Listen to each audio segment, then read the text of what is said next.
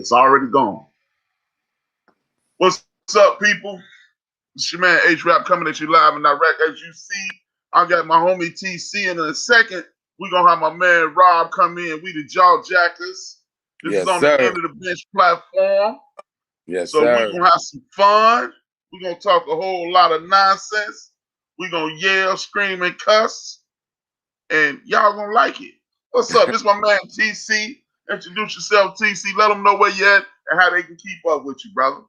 All right, for sure. What's up? What's up? My name TC. You know, I'm out here in Florida, from the Chi, originally from the Chi. We down here in Florida, you know, linking up with my man Brian, you know, trying to get this crack and get a little, you know, put some real buzz out here on these airwaves, man. We just talk for real, you know. We just do a thing with Bob. You know, we had a show called Jaw Jacking on iHeartRadio and Intellectual Radio, you know. So we just trying to link up with a brother like you and get knowledge out here, man. That's what's up, man. We waiting on our other guy, Bob. He kind of ugly, so he taking all day. You don't want nobody to see how ugly he is. We gonna give him a pass, man. He mean well, but now it's time to put that into actions. And where you at, Mr. Orr?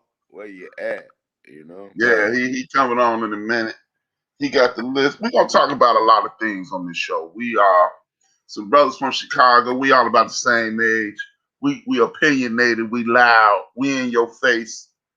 And if you like that kind of stuff, because that means you from the hood like us, and we don't play no games. We ain't gonna pull no punches. We ain't gonna do none of that.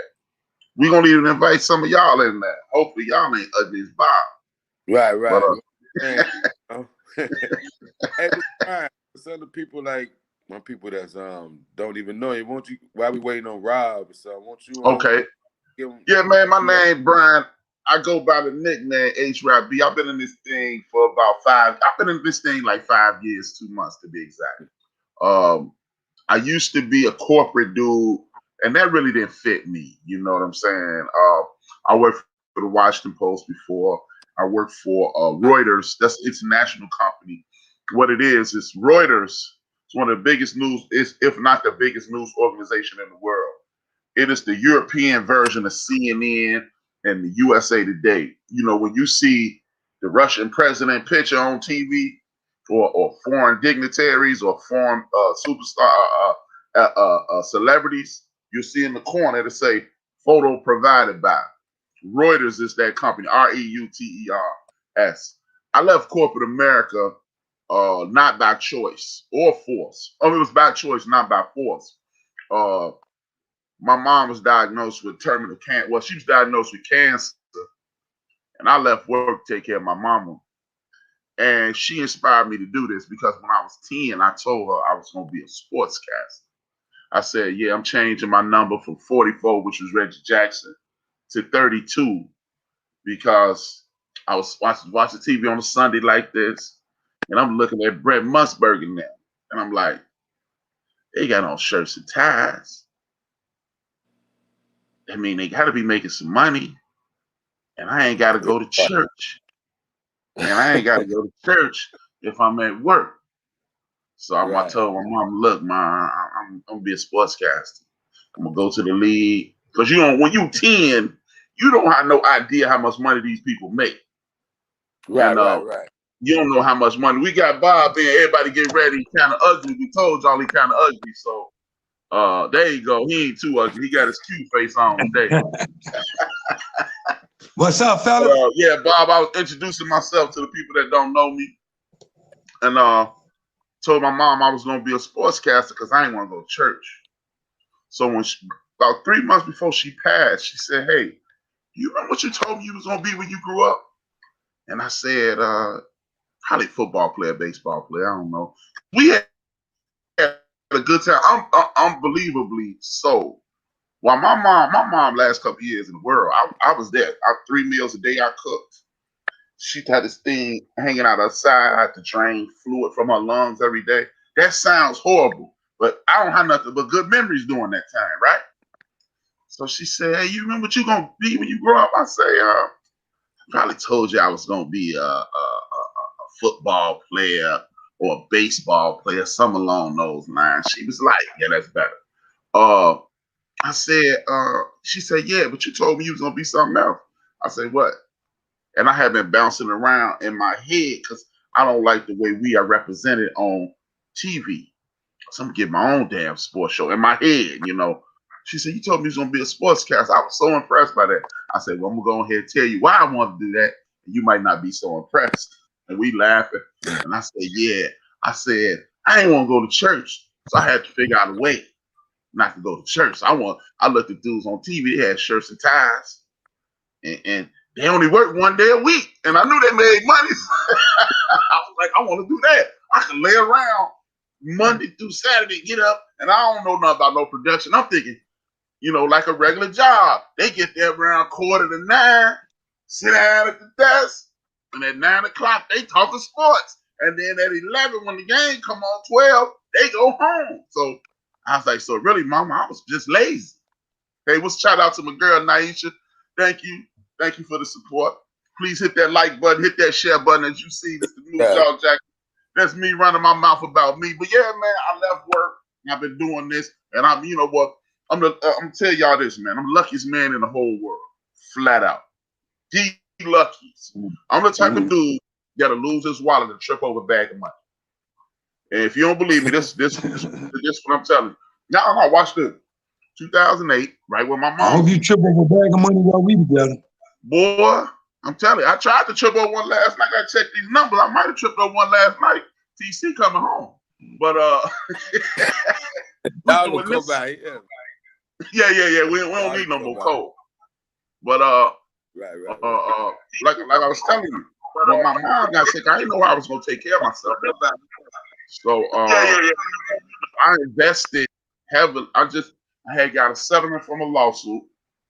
The stock market had just crashed, and I invested in some stocks, and I ain't worked since. I ain't get no millions, but I've been making a way ever since.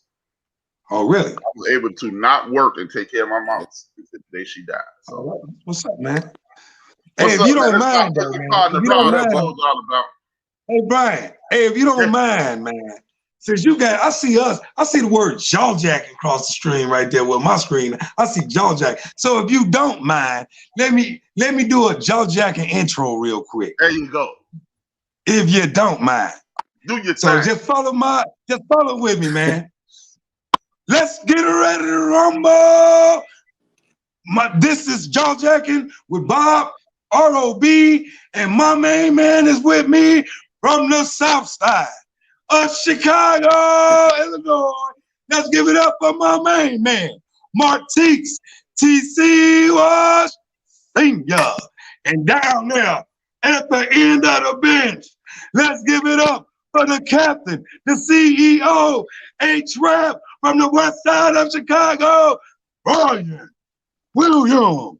That's what's up. That's what's up. Hey, man, I got dual citizenship, man. I was born on the west side. I was raised on the north side. I got dual citizenship. So I'm not just the west side. I'm a west-north side. You got dual citizenship? Dual citizenship. Okay. Man, North side. I spent a little time in Lake Grove Village too. So I'm really like I'm triple color. Hey man, let's get our romantic moment out the way, man. Check this out, man. First of all, we're glad to have you in our world, man. You did something yesterday. I want to let you people know, man. You did something yesterday that not a man in our world could have did, man. Miss TC had a few little things we had to bang out. You know, we've been doing jaw jacking, so you know we wear our hearts a lot. You know what I mean? Ain't nothing ashamed about it. We've been friends since 3rd grade. You know, if dude on third base, I'm on shortstop. Dude the quarterback, I'm the running back. Dude point guard, I'm shooting guard. Spades players to the end. We argue while we playing spades.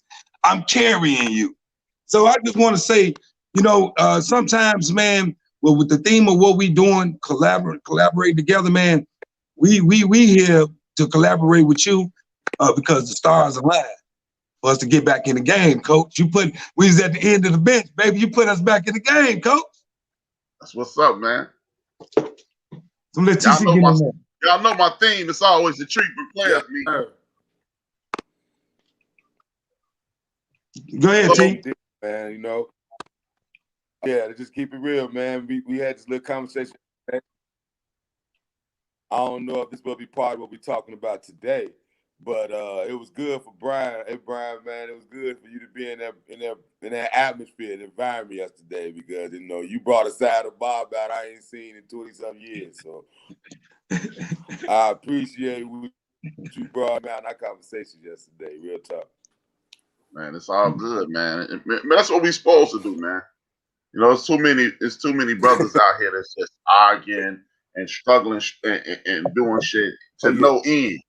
Y'all showed me yesterday, it is hope for our folks out here, man. No matter what you agree, we can disagree and still be family. And that's what showed me yesterday, that it is hope out here. Much as folks try to break our backs and break us down, it is hope out here for our folks. I honestly wish we could have had that on video to see two brothers who really love each other, at each other, angry, and then melt down the ice. And here we are today. But check this out. Here's a question, man. If you don't mind, I'm gonna throw a question in for the day. Question is there a limit to loyalty and being unconditional with family and friends? Is there a limit to being to loyalty and being unconditional with family and friends? And I think I'll crank that off, with my thoughts on it. TC, you said you don't know if it's relevant. Absolutely it's relevant. It's like some of the things we talk about through the years is because we made a decision, man, as friends, to be unconditional and loyal. We made a condition, we made it, even though there are conditions with all interactions you got, there are conditions. You can't just do anything. You can't just say anything to anybody and expect for things to be the same. It's something you can't grab my white booty and act like we good. No, we ain't good. It's certain things you can't do. You know what I'm saying? But when it comes to just the thought process, it was a thing TC you was saying yesterday that was resonating with me. Yeah, Right. And here I am. I was thinking about my marriage, right? And I didn't think about it from a friend standpoint. A friend saying, it is all of us. I am included. And we take that for granted sometimes. We take for granted how we make other people feel with the way with our actions.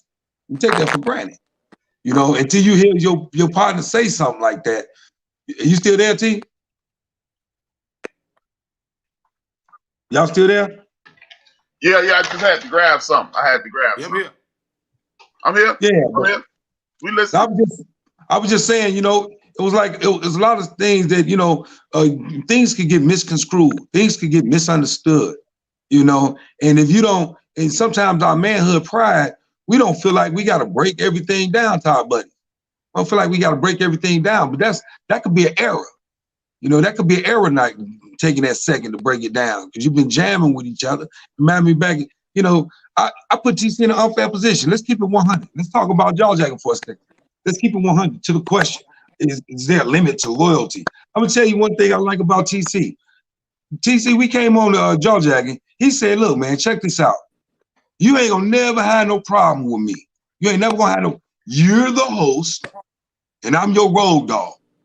And I'm talking about monetarily too. Half, 50-50, no question. He came all the way in the door, straight loyal, like boom.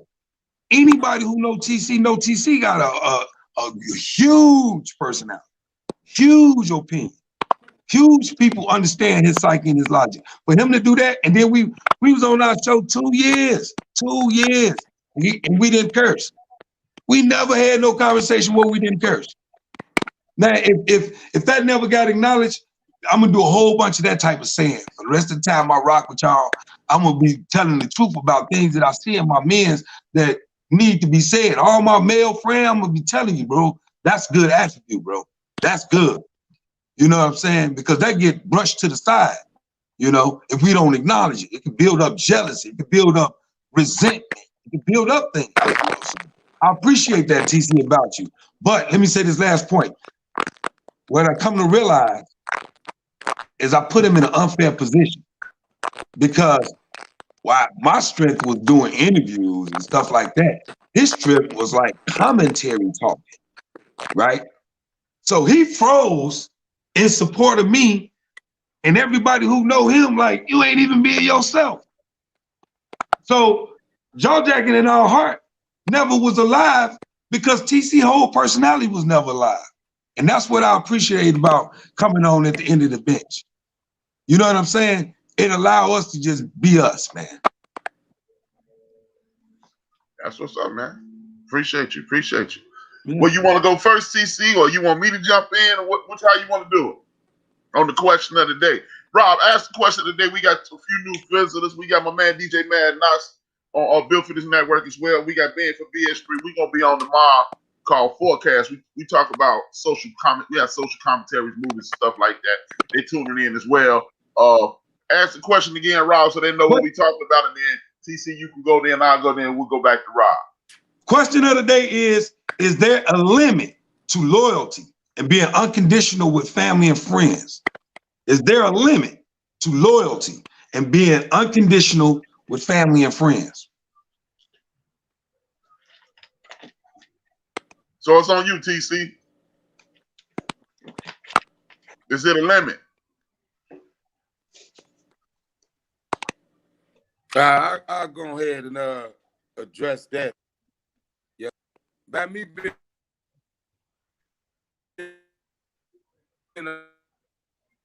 Hey man, you got the place in the position like I'm gonna do it when it's all said and done. When it comes to being loyal to my family, now you got to pick and choose with family. Huh? I said, can you hear me? You got a bad connection, TC. Oh wow, they can't hear me. We can hear you, but it's breaking up. It's real choppy. I see, because I don't hear nothing. I got a good connection over here, but it's I don't know. Oh, okay. Well, Brian, won't you go ahead and go on? Okay, I'll take over. Answer. Okay. Until your connection gets strong, we'll see. You should have shown your screen. But like Rob, the question is it a limit to the loyalty with your friends and family? I don't think it's a limit, but I do believe it's a point that you can't go past. See, when the loyalty is not responded to by appreciation, when it's like obligation, that's when you got to stop to me. Because nobody has to be loyal to you. Nobody has to be charitable to you. That's what they do out of their heart. You know, they go, hey, you know what? TC and Rob, good brothers. I just like we was just joking a minute ago. I just hit the lottery. TC, bam, here you this. Rob, here you this. And it's cool. I'm not expecting y'all because I got more. I'm not expecting nobody to go, hey, man, remember that day? Because we should be remembering that day. No remembering that day. But friends and family get to the point whereas TC got a nice car. I ain't riding. He should go ahead and take me. No, he shouldn't because, well, you ain't doing nothing today. You can take me, Rob. Yeah, I'm not doing nothing today by design. I said I wasn't going to do nothing today. That don't mean if something come up in your life, I'm obligated. Because I do stuff on my own time. I'm relaxing my mind. And to me, that's when you got to say, hey, slow down, man. I understand you need, and I have, but have you taken into consideration everything I've been going through Monday, Tuesday, Wednesday, Thursday, Friday?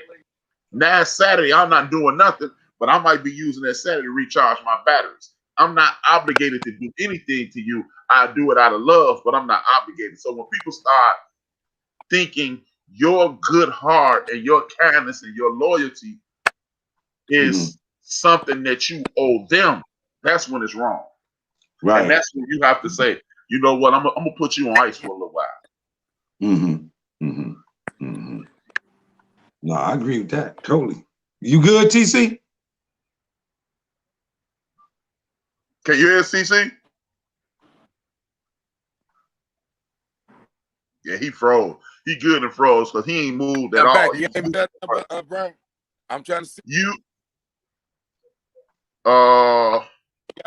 You keep popping in and freezing, popping in and freezing. I hope so, because I want to answer this loyalty question. You know what I'm gonna do for you, T? Well, you know what? Hey, tell you, let me see something. Let me see. You know what, TC? Come out, go out and come back in, and me and Rob will talk about what he see his answer, and then we'll see if it'll be a better connection.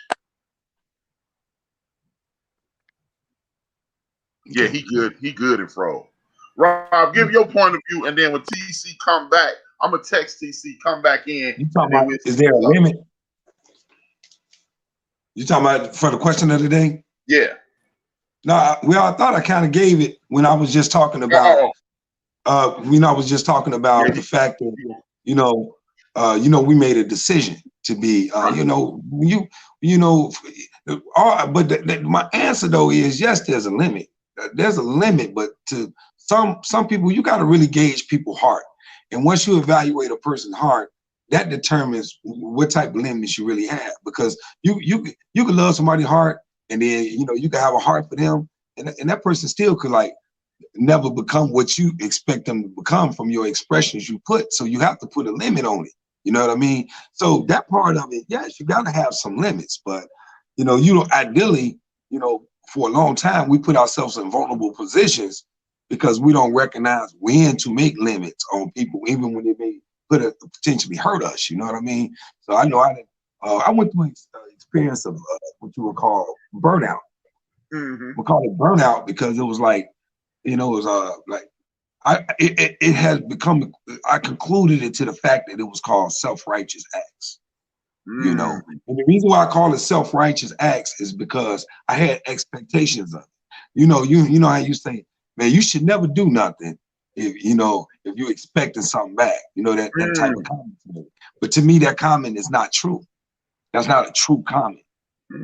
I do stuff because I expect an atmosphere, a community of people that's giving back and forth. You know what I mean? My expectations can always be wounded because I'm always what you will call giving out something. So because the more we can get to a community and a coalition of givers, that's to the idea of my own utopia. That's how I see the world, And so when it took a person to tell me, it took somebody to tell me one time, they said, I didn't ask you to do that for me. You did it. You may have recognized that I need it, but I didn't ask it. And I said, you're absolutely right. So that means that I can never bring it up in a boastful type of way that I did this for this person because they never even asked for it. You feel what I'm saying? So that came from my own utopia, which were acts of self-righteousness to me. That's what I thought was the right thing to do. You know what I mean? So when they end up acting in a different way, contrary to the way that I saw or that I thought that they should act, then I had to recognize, man, they was, some of the comments was put me in a limit to loyalty and unconditional feeling. You understand what I'm saying? I understand totally. But you know what? I want to before I respond, I'm gonna acknowledge some of my people that's coming in the chat room. I want to shout out to your label mate now on Built for This Network. He goes by the name, one of the power owners, two of the power owners in there is me, number one Chief Rocker Jersey Vern, I'm my man DJ Mad Knox. They salute, they said what's up to both of y'all. And I want to let y'all know that we still on Spreaker.com. Just because we on YouTube don't mean we not on Spreaker.com at the same time. You can catch us on all platforms. As I said at the beginning, on all my shows, this is a podcast. It is not a such thing as you miss our show. You can go to Spreaker.com on Built for This Network and catch it. You can go to YouTube on Built for This Network's YouTube and this YouTube station, The End of the Bench, Apple Podcasts, Spotify, iHeartRadio, Google Podcasts, Castbox, Deezer, Podcast Addict, and you can check us out 24 hours a day, 7 days a week. And with that being said, thank y'all. Like I said, it's a lot of people in the background listening. Thank you who listened in the background who chose not to come in the chat room. Please go to Spreaker.com, hit that like button, hit the share. DJ Ramal, he's in the building on Spreaker.com. Thank you for the support. And let me add on to that. It's a get down that you added to it, man. And I want to shout out to my man Alex, one of my oldest and one of my close. He my TC. you touched on something when you said people shouldn't you should expect something when you give. And what I really liked, it wasn't an expectation of selfishness.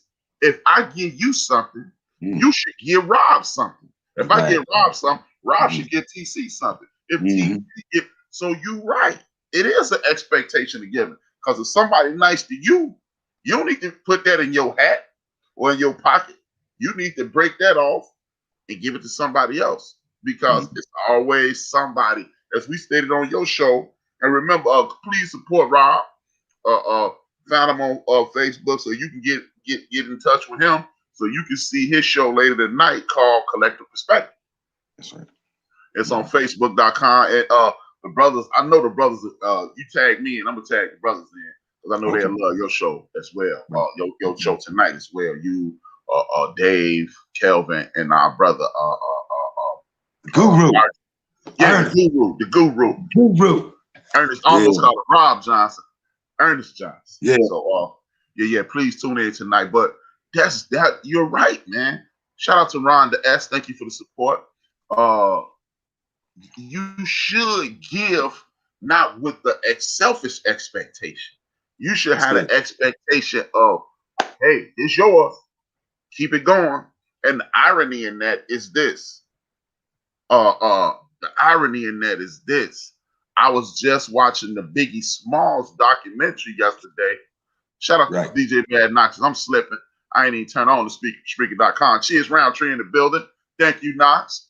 I ain't even turn it on. So 20 minutes of the show, 25 minutes of the show ain't even gonna be heard over there. We ain't gonna worry about that. I'm slipping. But Biggie Smalls had a established jazz musician in his neighborhood.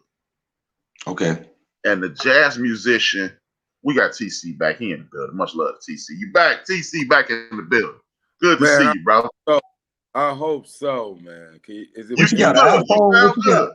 You got an Android, an iPhone? What you got? iPhone? This mine retarded, man. I know, man. They overrated. Slow down, Rob. Slow down. Slow down, Rob. You in the minority right now. Hey, man, what I miss, man. Both of y'all got iPhones. Both of y'all jumping around. I got this old Android. I'm clear as a whistle. Yeah, keep bragging. You finna get blood. Hey, PC, watch this. Watch he disappear. Now it's just us. And he ain't even on the screen no more.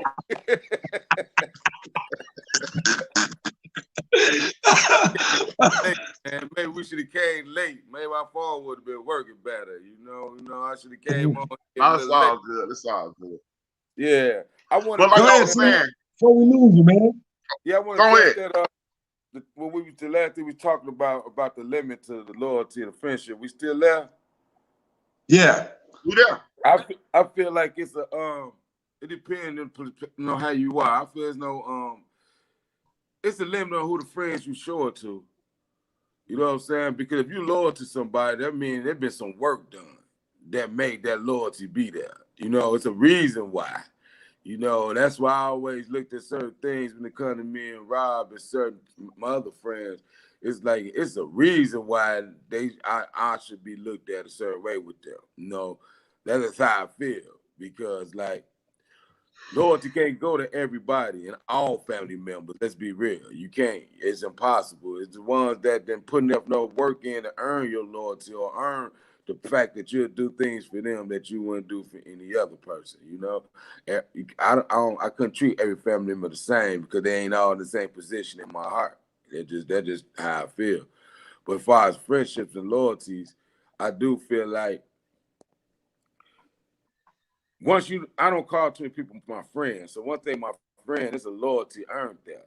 I mean, because the reason why I consider them my friends. So it ain't no limit because I know they ain't gonna ask you nothing stupid. So I mean, ain't no limit to my loyalty because I ain't worried about them asking me no dumb stuff because I wouldn't even been loyal to them. That's all. I just feel like, but with loyalty, it comes a price with that. You know, you pay a price for being loyal to you. Yeah, I noticed that in my life, you know, because it's like when you be 100% with somebody every which way they need you or they talk to you, whatever which way. And one thing you do do a couple things you do, they don't like. It turns to like it's a whole different ball game. So loyalty also, it's not a good place to be in. I understand when people are like, I don't trust nobody, I don't like nobody. That's like the easiest mentality to have. You know, it's hard when you walk around here loyal to friends or loyal to people, knowing that they got any situation could probably stop that. You could be 100 with somebody and loyal to whatever they think, and you do one thing they don't like or something they don't feel is right, and then everything you did, all the loyalty you show will be out the window. So loyalty it's a double-edged sword with loyalty. Right. Hey, and the loyalty thing, see, that's why I never got into like the world of crime. That's why I always rejected. I ain't gonna say the world of crime or selling drugs, selling weight in the hood. I never got into it. I always rejected it, because at the end of the day, I knew I was a snitch. You know what I'm saying? I knew I was a snitch, man. You know what I'm saying? If somebody do something make me I'm not finna do 35 years, man. I ain't finna do 35 years, And so I had to make a decision for myself. I had to, when I started seeing how things. Hold on. Go ahead. Hold on. Hey, I'm being honest, man. Everybody, hey, my boy ain't the snitch he said. He ain't mean it like that. All right? I just want to get that clear. Hey, man. Hey, TC. Hey, TC. Hey, can I tell a story, TC? Just say yes. Can I tell it? Go ahead. With what? Look, me and this dude on the way to Michigan. Me and this dude on the way to Michigan, B. Hey, H. Me and this dude on the way to Michigan, right? And so I'm halfway asleep. You know what I'm saying? And he agreed to drive. So the first 2 hours. So he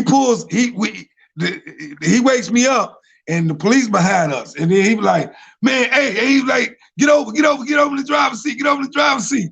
And I look back, the police right there. They like right there behind us. It's daylight, right?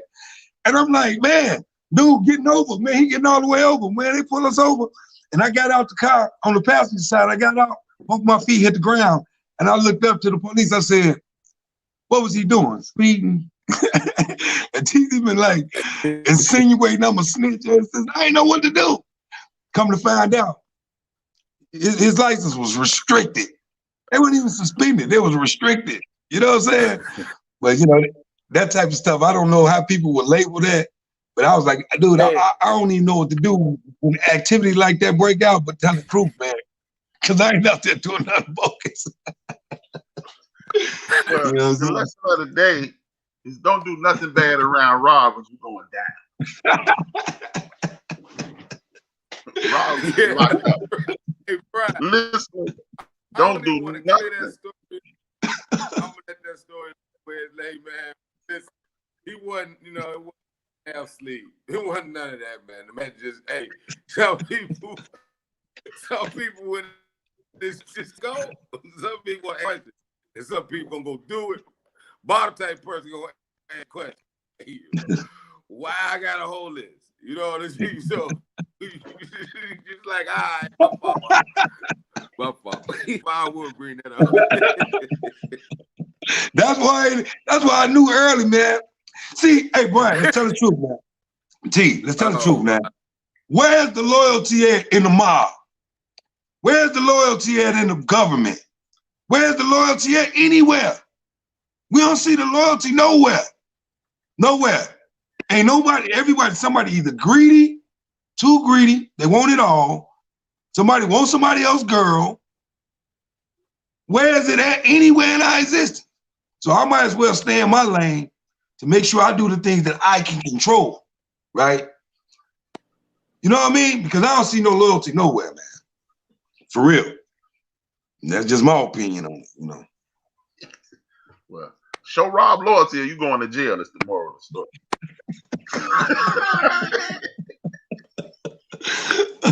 Man, I put some money on your books, man. I put some money on your books. Yeah, y'all heard it. Y'all heard it first. Hey, he got you once you go down. He got you. But hey, Bob, what you mean by you nowhere? Meaning in the bigger structure of things, you know how when people always say, man, well, you know, like they be ready to execute you for not keeping it real or keep, they got their claim or not. We gonna keep it real up here. Gonna keep it real up here. But they are like, you know, I know it was a movie, but it was based off the truth. Like Nino Brown, when they hit Nino Brown, and he was like, man, you know, he ended up though like that light-skinned dude. I don't like him. I never did like him because he wasn't trying to do that time. That's real life out here. Look at all these rappers, the ones that's backdooring each other out here. You know, everybody can't eat in the same territory. We've seen it throughout our life on Watkins. All throughout, we've seen the lack of loyalty everywhere. That's what I mean. I don't mean me and your friendship or what we can establish. If we maintain what we doing in the fullness of the way we talking and it develop into an influence and we still stay tight like that, we are rarity. That's a rarity. You know what I'm saying? And everybody alpha still in place, that's a rarity. You know what I mean? That ain't the norm. You know what I mean? To me. I would agree with that, man. I mean, you can even look, it might sound funny when I say it, but you can even look at R&B. Hal Melvin and the Blue Notes couldn't stay together because he was jealous of Teddy P. The Jackson 5 couldn't stay together because Mike wanted to be the man. The Commodores broke up. You know, hell, the Fat Boys broke up. You know, it's shit. Beyonce, right. Jay-Z. Yeah, they broke up. And that's what I'm saying. Once the fullness of your alpha fully mature, it's hard. It's like hard for us to share space. And that creates these situations where loyalty is challenged, you know? And so that's just how I feel. That's why I never wanted to get in the street game. That's why it didn't make no sense to get in that culture of the blood culture. I'm from the hood, but I ain't from the streets. Like people used to say, like we talked about that before, Brian. It's the difference between being from the hood and being from the streets. The street dude is like when he wake up in the morning, you know, and go to bed at night, whatever in his pocket, that's what he made. It took one of my street dude buddies to tell me that. He was like, because I used to make that comment, I'm from the street. Like, nah, bro, you ain't from the streets. You might be from the hood. You do some street dudes, but you're not from the streets. And he clarified me for the rest of my life with that statement. I ain't from, you know what I'm saying? Because that's me. I'm false identifying myself. You know? You want to invite some of the people in just in case they got some opinions? Yeah, man. Mm-hmm. All right, it's the link just hit the link just hit the man, that's what it is. Cut it off. The link just hit the chat room. If you feel like you want to be a participant in the conversation, we are welcoming that. The Jaw Jackers would love to hear from you. My shit not working. This hot, Brian. I like this. Let me see your phone. It's hot, man. I like this, bro. Yeah, it's all good, man. Yeah, man. Next topic, man. Talk to me. What else you want to talk about? What else you want to jaw jack about? You said next topic? Yeah. TC having some technical difficulties right now. Yeah. You go to the question you posed. You posed the question. Let me see if I wrote it. It was about should our athletes, should our celebrities and our athletes have a responsibility to give back? Should our celebrities? Is that how you framed it? Celebrities? Okay. I said, should celebrities and athletes be are they obligated to give back? Because that is a hot button topic. A lot of people say no. A lot of people say yeah. Nobody has ever come to a distinct answer, and I just want to know some people's opinion on that. You know, should they, like the Nike thing above our heads, just do it? And just in case anybody knows, we're not sponsored by Nike. I just want to get on their nerves enough so they can ask us to stop, and then we can bust them out and then force them to give us some money. That's the plan. But CC still struggling with. What's your take on that, though, Brian? What's your take on the question? You know, and my take is, I think you know, unlike most people, I think they're obligated to. It's easy to say, oh man, they don't owe us nothing. That's their money. That's their this. They worked hard for that. But you know what? If our listeners, me and you, never watched any basketball and they were still making all that money, then yeah. See, to me, you all this is why I say yes and hell yeah, because of this. Let's go back to 1980. Magic Johnson and Magic Johnson, Larry Bird. That's when sports took off, and entertainment was always a thing. But when you listen to shows that are big time mainstream media, unlike us yet, but they tell you black coach, you get all the eggheads, the Cornel West, the doctor, my man, what's his name from Detroit, light-skinned brother, Michael Eric Dyson, every time they need a smart black man to show up, this dude show up, guys, right? Right. All those dudes show up. There we go. Okay, we in business. Use my other phone, man. This iPhone is garbage. TC, the question is, and I'm answering it right now. Do black celebrities owe the people anything? And I'm answering that right now, and I believe hell yeah, because like I was saying, when you get all these so-called smart people and the intellectual people on TV, and they go, see, black people move popularity. Black people control what's fashion. Black people control what's popular. We're the definition of cool, and without us, it would be nothing. If that's true,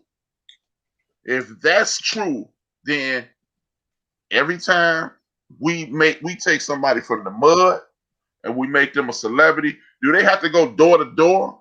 Hell no. I'm not asking them to give me nothing. But what I'm asking is this. Okay, let's say one of them scrubs on the Bulls right now just come up out of his shell and become the man. And now the Bulls in the finals, and he get his own gym shoe, and then we get to buying his shoes, right? Without the community, that ain't possible. Because, like for example, hip hop made the sneaker game insane. Hip hop culture made wearing gym shoes popular. We old enough to remember when our mama wouldn't let us wear gym shoes 7 days a week. If you wore 7 days a week because you tucked them in your bag, and when you got far enough away from your mama, you put the gym shoes on. So we made all this stuff that's popular. So at the least, y'all need to be opening up youth centers, opening up grocery stores, giving people jobs. That way, it's just not a straight give, it's a give back. And then we benefit. Just imagine if a couple of the dudes from the Bulls or whatever team you root for that's from our community would open up a grocery store on the south and west side. Now you got food. Now you got people getting jobs and getting good food. They open up one in Beverly, one in the middle of the south side, one over there in the Manor, and then one on the low end. And then do the same thing with the west side in K-Town, in the Holy City, and in Austin. That's 6 stores. And this is not just one athlete. Just imagine Walter Payton, Leon Durham, and Quentin Daly. Before he had his issues. Well, seriously though, just imagine if they'd have opened up 6 grocery stores. That'd have gave 6 communities 6 opportunities to get good food. That'd have gave 6 communities 6 opportunities for people to get jobs and not be begging and scraping. That'd have gave you to provide an opportunity, because we out here buying the Leon Durham jersey, we buying the Walter Payton jersey, we buying the Quentin Daly jersey, and we rocking it. We press it for you. We buying your sneakers and all that. The least they can do is give back to the community in that way, or give back to the community like Bishop Brazier did, refinancing them houses and putting low income housing in the hood. If you gonna have me buy your hat, drawers, t-shirts, and all that, and your gym shoes, the least you can do is turn around and take some of that money. At least get together with some of the brothers from your city and provide the people with opportunities, and those same opportunities to get right back to you as well. So I believe they owe us, the rappers too. We buying these goddamn records, and you ride around this $500,000 car. Without my ass listening to that bullshit, you would be standing here next to me at the paper plastic, man. So I believe so. Shout out to my man D Gray from LA.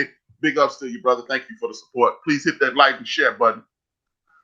Go ahead, TC. I saw you shaking your head, man. Go ahead, man. I want to hear this answer.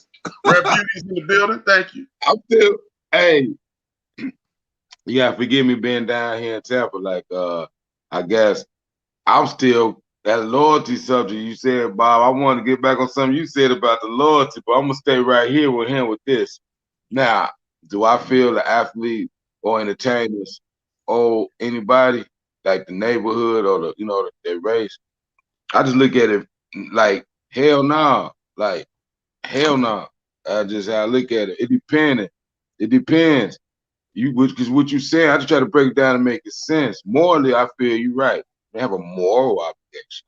Yes, if I got some money, y'all don't, so let me give y'all some. I mean, morally. But if it's a basketball player, they've been out here hooping and in the gym and working out and getting himself together to make some money. You talk about advertising. I mean, Nike and whoever make the clothes you bought that was there, that's just them making money off them. You support Nike too. Nike get them some money. Boom. Now Nike trying to recoup all that money back. So it's not, I feel they have an obligation to help those that got them in that, to get them where they are. Now, if they do something, I feel it's nice and it's appreciative.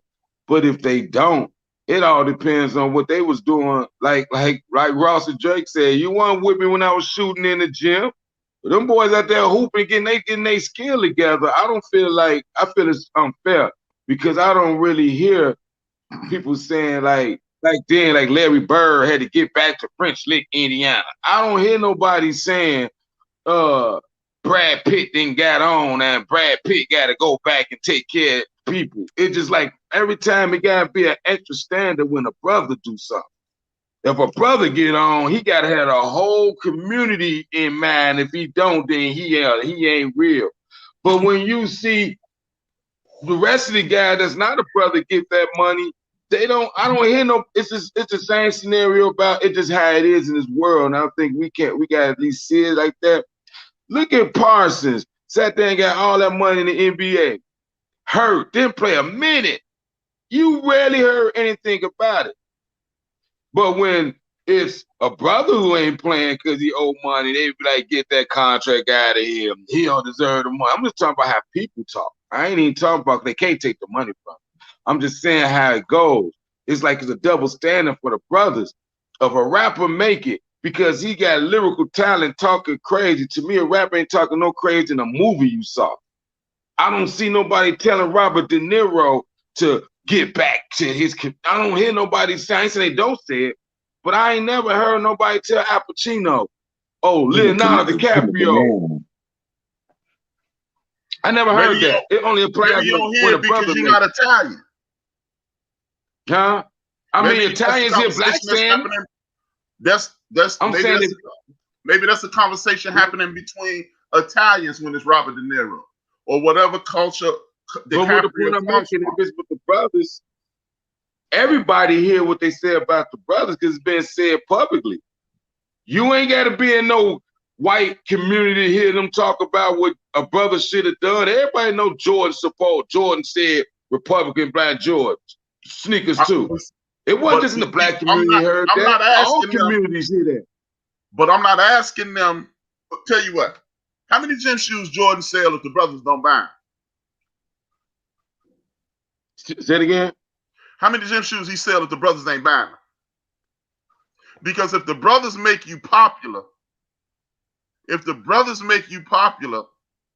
without their push, your ass ain't popular. Because if they follow us, I don't know. I don't agree with that. You said the brothers made Jordan popular.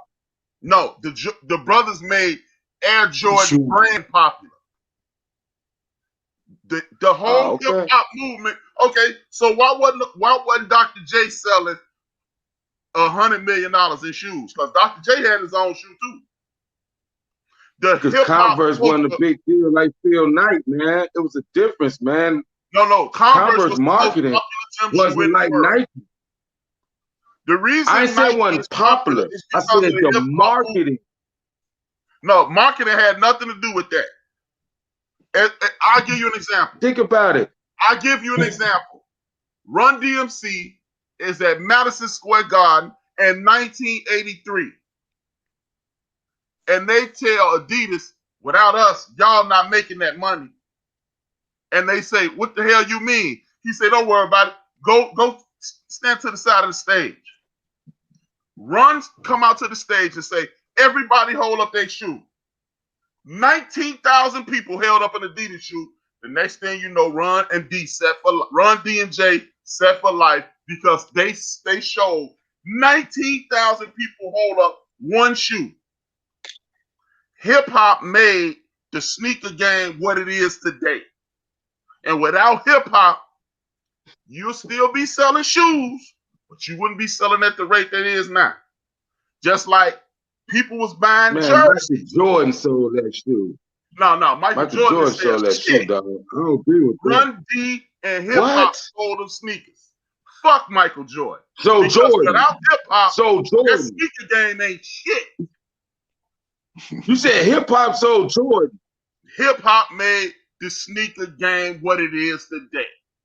You said sneaker game. I'm talking about Air Jordans now. We're gonna be specific.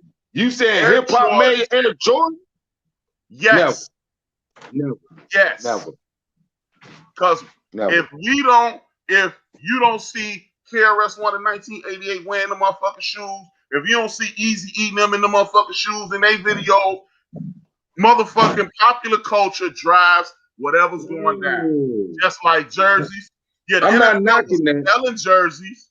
The NFL and the NBA was selling jerseys, but until them hip hop niggas start being on TV every day with them goddamn jerseys and t-shirts on about them jerseys, that's when the whole country started getting 5 and 6 jerseys. The Jordan aspect, what I'm saying though, that was the called Jordan aspect market because the Jordan. For rappers, when we grew up as a culture, would nobody be buying that shit? Not the way they buying it now. That ain't true. They probably gonna buy no shell to Adidas. They won't buy shell to Adidas. But let's be real. When we were shorties, Jordan ain't no hip hop dude in 84, 85 was talking about be like Jordan. That was marketing. Jordan did that dunk contest with them shoes he wore. Who were they marketing? Who were they marketing to? Everybody bought Jordan. Now let's be real about Mike's. Now I ain't saying the shelters to the Adidas to Run DMC won't. They did make shell to Adidas popular. Hip hop and rappers, Timberlands, they did make those popular. But when we grew up, Jordan, it was Be Like Mike commercials. It was Gatorade commercials. It was Spike Lee commercials. Who was Spike Lee marketing? That was to everybody. Just they come in the hood. Them commercials didn't come in the hood. They went everywhere. Okay. You can believe it. They was all over the country. Like Mike, he's in different countries. Like Mike, that's the 90s. That's the 90s. You talking about the 80s, right? I'm saying the 80s when we was short, the Jordans came out. In the 90s. Who? That Like Mike campaign started in the 90s. Right. So I'm saying Michael Jordan, when Michael Jordan's blew up that first dunk contest. As one of the listeners just said, poor black teens made that pop. Wow. I know I love our race, but y'all, I can't believe you missing something. Y'all forgot something. You telling me Michael Jordan started selling. Let's be real. When Jordan went to the first dunk contest, wore that gold chain, red and black, and the NBA was fining him every day for wearing that shoe. Let's be real. Before, it wasn't no rapper talking about no Jordans. It wasn't no brothers talking about no Jordans at first. Jordan, that Phil Knight dude blew up with that marketing off those Jordans. When Jordan come wear Jordans, And he got fined every day, and he still won. And then he got him doing a commercial when he kicking his feet. I was what, 10 years old? I wasn't no rap. Jordan made us like Jordans. That's just, I mean, I ain't heard them. And them rapping 84. Let's go. Go ahead, Bob. No, I said I agree with you. That's all I said. I just said I agree with you. The hip hop culture. I know we're just rotating the clock. I'm just making sure everybody get their talk time. But I'm on the other shoes and hip hop, a lot of the things now and then. Yes, hip hop, black people. We did, but we can't forget in '84. Who was Bannerman? 85 when Jordan wore those Jordans. It wasn't in 84, 85 when he won a dunk contest. Man, the black and red Jordans on with the gold chain on. Actually won the dunk contest 87, 88. He won the dunk contest 87, 88. 84 is when Larry Nance won it. 85 is when Dominique. No, I ain't say he won it. I said, see, you missing it, brother. I ain't say he won. I said when Jordan, the first time Jordan was in the dunk contest, when he had the red and black thing on, when he did the Jordan jump, the dunk contest with the gold chain on his neck. I was a freshman in high school. Them shoes, that was early 85. That was early Jordan. That was before 87. I ain't say he won, but the shoes, them shoes stood out. Everybody wore red. Let me ask you this. Let me ask you this, TC. Yeah. Who was the popular director that you remember directing those Air Jordan commercials? Huh? Spike Lee. Spike Lee. Right. At that period, that's marketing, what I'm telling you. Okay. Let me finish. If you put a radically pro-black dude in a commercial and let him direct it, who is he aiming at? Black people? Is that what you want me to say? No. You ain't gotta say it. Who are they aiming at? Because I'm saying Jordan, that one. No. Rappers, listen, man. The rap. Let me just throw a reminder of what we're talking about. So let me just throw a reminder out what we're talking about. So in case somebody jump in and they can follow the pattern of what y'all talking about. We're talking about the thought is, does celebrities and athletes who succeed or successful, do they owe it to their communities to give back? That's the concept that they're talking about. So go ahead. Back to what I was saying. You don't put a radically pro-black dude in a commercial to get young white kids to pay attention to you. You know what you do when you're trying to get young white kids to do it? The exact same year, Nike leased the rights to the Beatles song and had Revolution. At the same time, and they was doing Air Max and track shoes. When you start promoting the Air Jordan brand, you go get the blackest dude in town and you connect him with Michael Jordan because he's running around the media saying, black people ain't getting enough, black people ain't getting enough, black people ain't getting enough. So you go get him, and who are you aiming at then? All of a sudden, the sales take off when you add Mars Blackman, a.k.a. Spike Lee. So you saying the reason why Jordans was popular and made that money is because of that. You ain't gonna address what I just said. I heard all that, brother. Address what I just said. Okay, what you said about the Spike Lee thing. Who were they aiming at? Right? You said Spike Lee. Who were they aiming at? But your insinuation is they were aiming at the hip-hop culture. That's what you're saying? They was aiming at the hip-hop culture or just blacks in general? Mm-hmm. Wow. I mean, okay. We even make this all about those shoes because when it's honest though, Jordans, I mean, let's go for the purists. When Jordans came out, that was the only shoe looked like that. When Jordan came with them red and black Jordans and the red, white, black Jordans, those shoes stood out. Then he came with the 2s and the 3s with the triangles in the back, patent leather, black on the side. Them shoes look like no other shoe. I'm not saying that blacks ain't buy them the most. or whatever. White people bought them too, but You're not saying that? Jordan stood out because Who bought Jordan them the looked most like again? no other TC, you arguing against yourself now. Huh? Who bought them the most? Who bought them the most? Who bought them the most? Yeah. Gotta be us. He said, stop right But there. everybody wants Jordan. No. DC actually said he's not saying blacks didn't buy them the most. But That's what he said. That's my point. You said who bought them the most? Who? This is my point, Rob. Go ahead. You're saying due to marketing, black people bought them the most.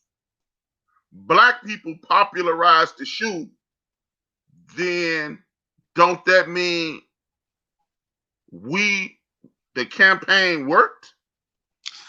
The reason why I don't agree with that point, to a degree, because we look at the stuff black people made popular. These people don't owe us nothing. Remember them air fresheners in the car you put in the car with the crowns? Remember those? Them air fresheners. Okay. They just made like a crown. Black people made those popular, right? Okay, hold on. Watch this though. We don't look to it. Did Rob Orr get on TV and say, Rob Orr, the most popular podcast in the world, get on TV and say, get this? Right, no. Okay. When you telling your folks, get behind me in something, and they get behind you, you owe them. So that's my point. That's a good point. That's my only point. That's a good point. So your suggestion is basically, okay, the celebrities or entertainers who do whatever they love to do, you're saying because you support what I love to do. No, because you asked me to. Okay, now what I'm asking is these celebrities, now this is going back to TC's original point. This was his original point. Because we're talking about the same thing. We're talking about, do people owe you? Now, here you are, a child, a kid. They like playing basketball, or you're a kid, like acting or doing whatever you do. You get good at it. You get entertaining at it, right? You begin to get more and more entertaining at it, right? And because you're elevating this game of entertainment into this monetary game. This is through no part of your own. This is just you doing something you love doing. And you, through doing some childhood thing or some hobby that turned into an actor, a celebrity, or it might be the way you look. You just might, you look like H-Rap, you know what I'm saying? They just want to cash you in all the roles, right? And because you start moving in a certain way, I want to make sure I'm clear. Your suggestion is, if you get successful out of it, even just because of the influence that comes with your success, you're saying that you owe people who supported your success something monetarily back. I owe my community. I don't owe any individual. Because you know what? Along the way, let's just use me. I wanted to be a pro football player. I practiced all the time. Shout out to Jimmy Fields, shout out to Willie Green, shout out to Fred Thomas and all the other people who helped me along the way. But guess what? Without them, no matter how good I am, no matter how much drive I have, without the assistance of the people who supported me, I'm not going to be there. We all, if they'd have said, Coming to America 2, starring Tracy Morgan, not even Tracy Morgan, that dude who was Eddie Murphy's son in that movie. The community wouldn't have got behind that. They got behind it because of Eddie Murphy. We went to see Beverly Hills Cop because of Eddie Murphy. We went to see a lot. We turned on Fox. We made Fox pop because they put Martin there. They put the Wayans brothers there. We go see all those movies because the Wayans. You know what the Wayans turn around and do? Every time it's a young brother that's coming up, they reach back and help. They grab people. According to Steve Harvey, I don't know how much truth it is to it, but according to Steve Harvey, 65% of the brothers in the early 90s, up until probably when he said this about 10 or 12 years ago, came through Eddie Murphy because Eddie Murphy was pulling people. Come on. You can look at it. Chris Rock, Martin, Dave Chappelle come through Eddie Murphy. He's reaching back. Arsenio told a story last week on the Breakfast Club about how him and Eddie didn't know Damon Wayans. Damon Wayans walked up acting silly. The next time he saw Damon was in Beverly Hills Cop, acting silly, acting like a gay dude.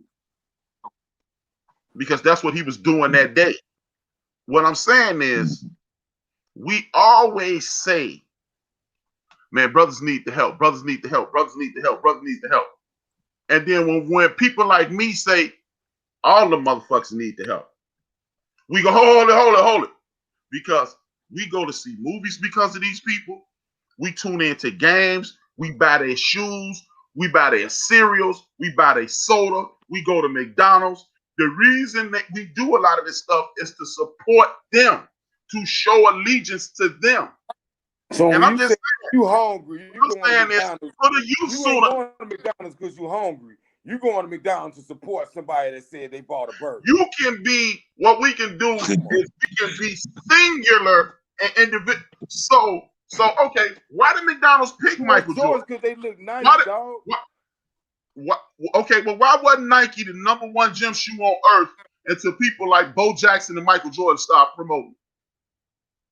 It's easy, man. They was the most popular people in the world at the Jordan.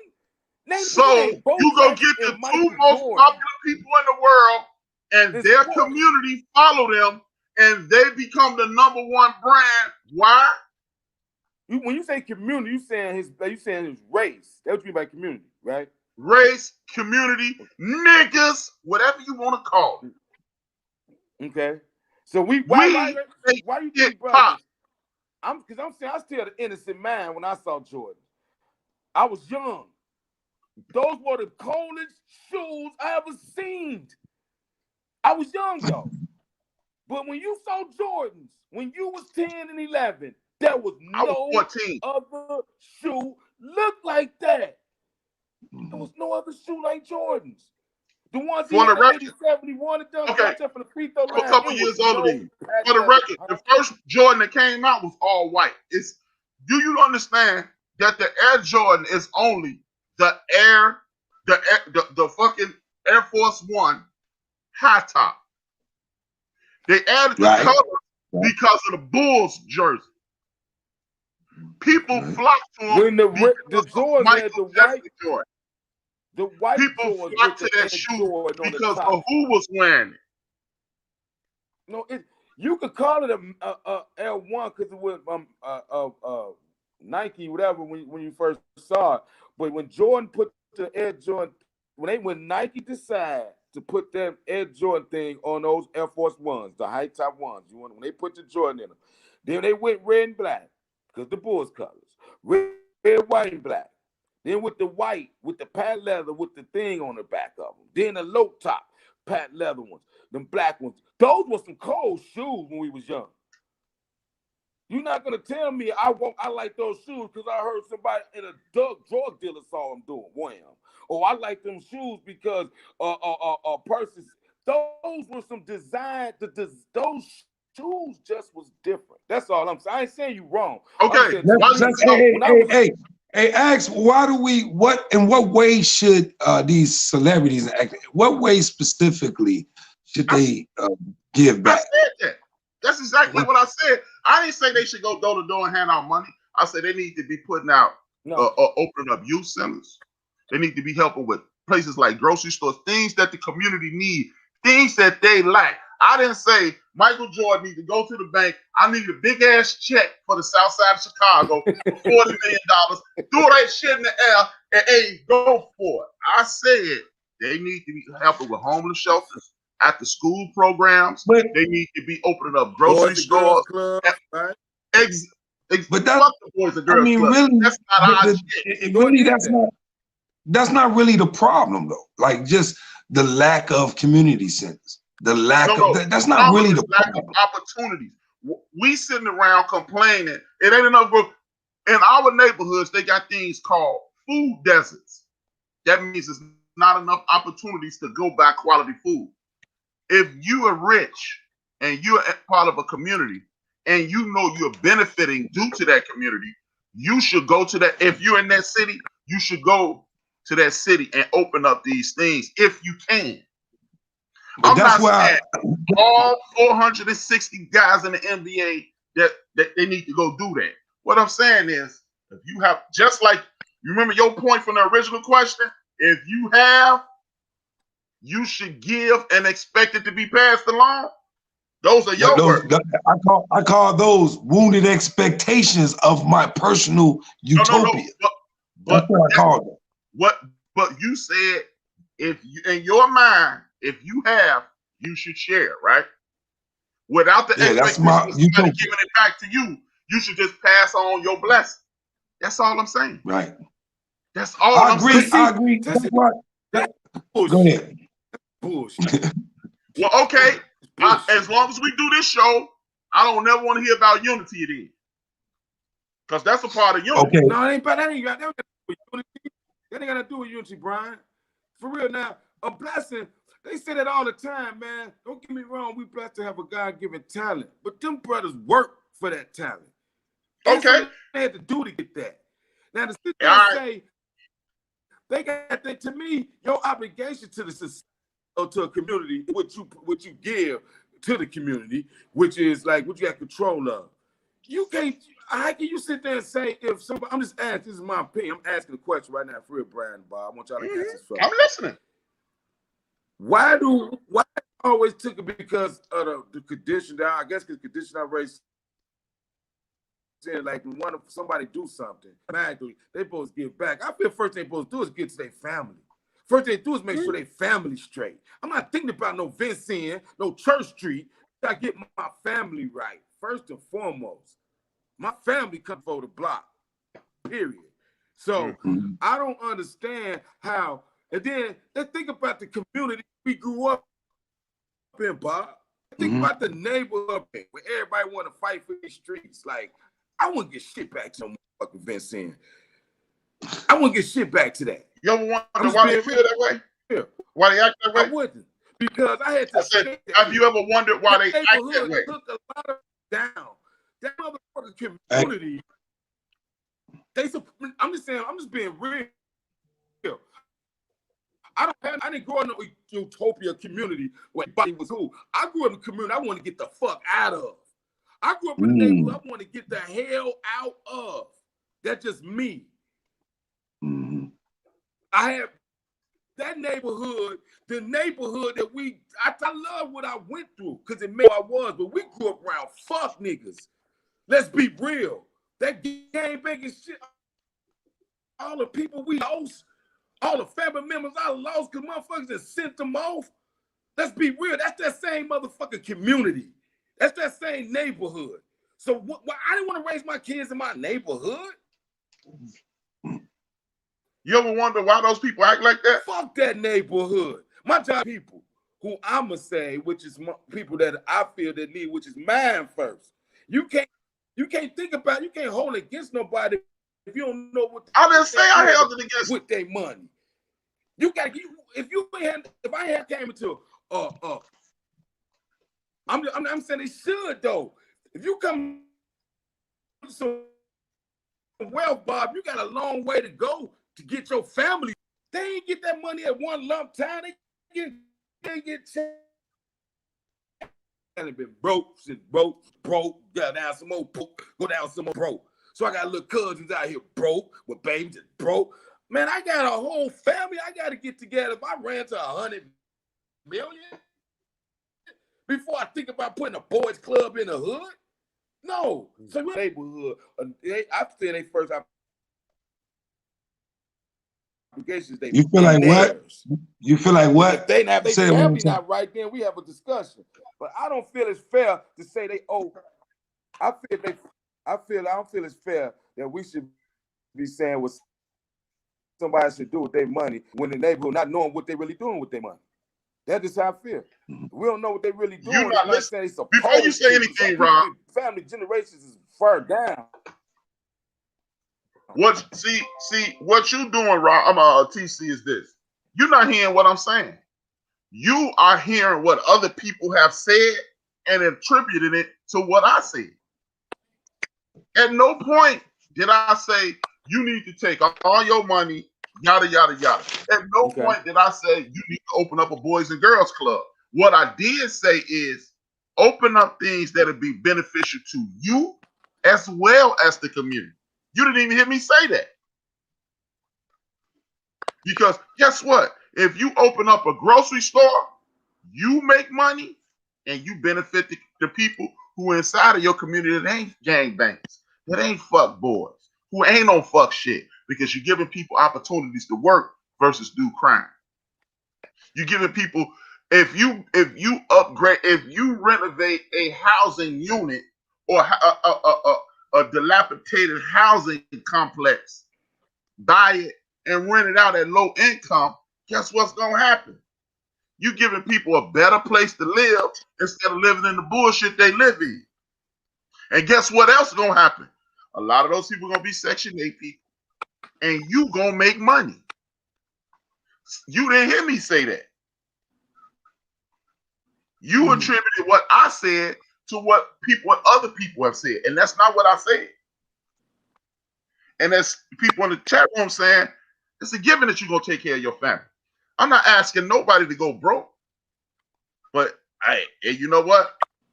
I ain't never seen a grocery store go broke. And if you can stand your ass in front of them Nike places and make money for them, I'm saying you right. I just don't feel it's an obligation. It's nice if they do it.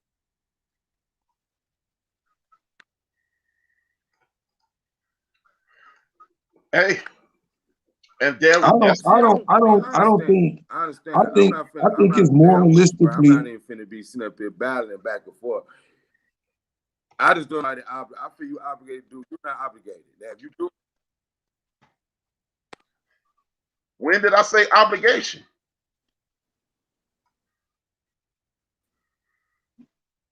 I think. Go ahead, Brian. What you about to say? On me now. I'm not trying to attack you. No, all I was gonna say now. I don't feel that if they do it, good. But I don't feel that obligated. That's how I feel. That's my half. I don't even care. I got to. I don't look at it like that. That's their walking life. I don't know what made. In my utopia, in my idea, my utopia, I feel as though Go ahead. Are you talking, TC? I'm sorry, you breaking up pretty bad. But anyway, what I was gonna say in my view is like, it's in my utopia that I would want my community to be, the type of community instinctive.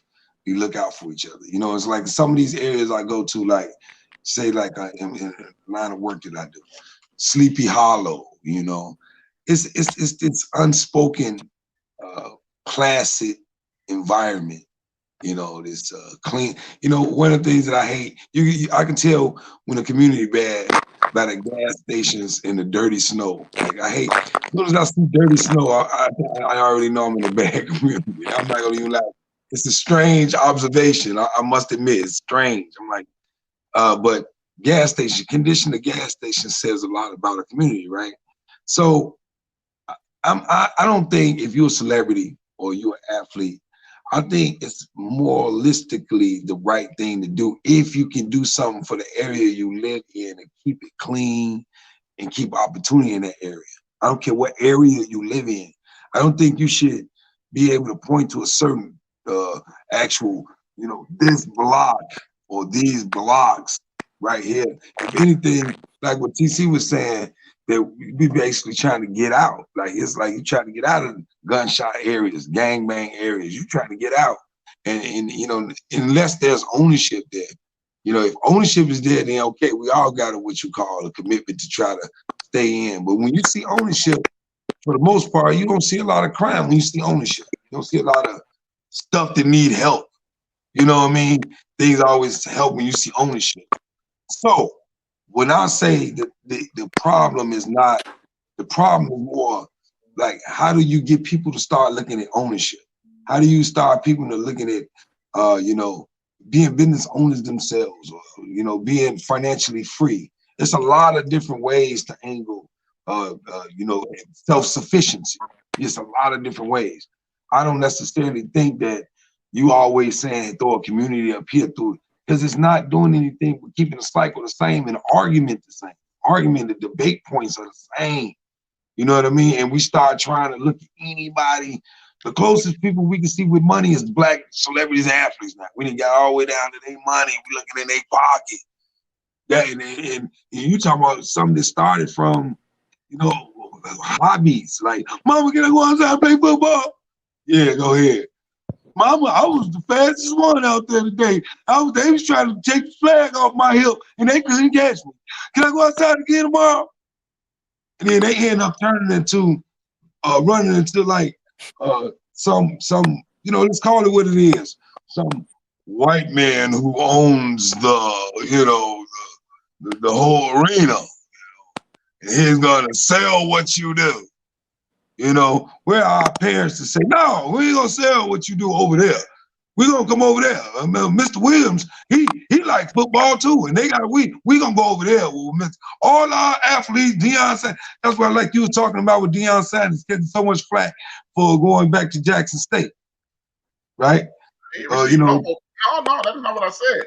He's being commended for that.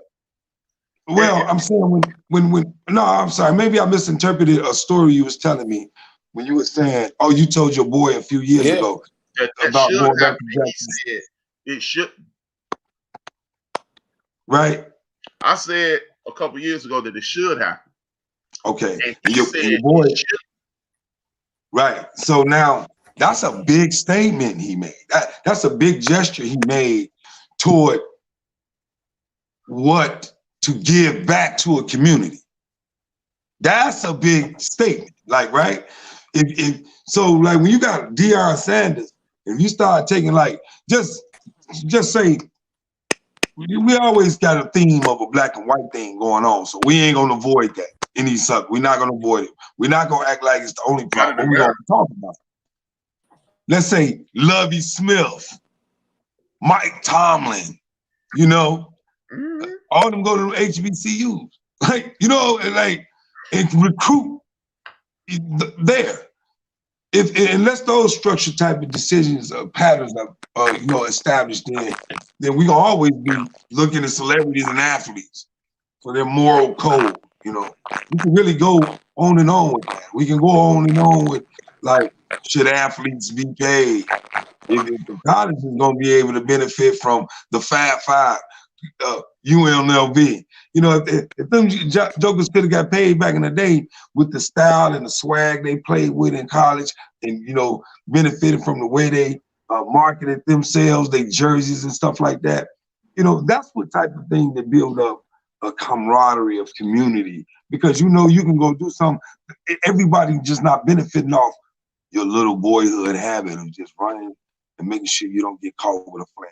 And then here we are thinking that, that we supposed to put what's called utopia on them now as they get older because they start making bread from it. I don't think that's the right thinking. I don't think that's the right thinking, in my opinion. You know what I'm saying?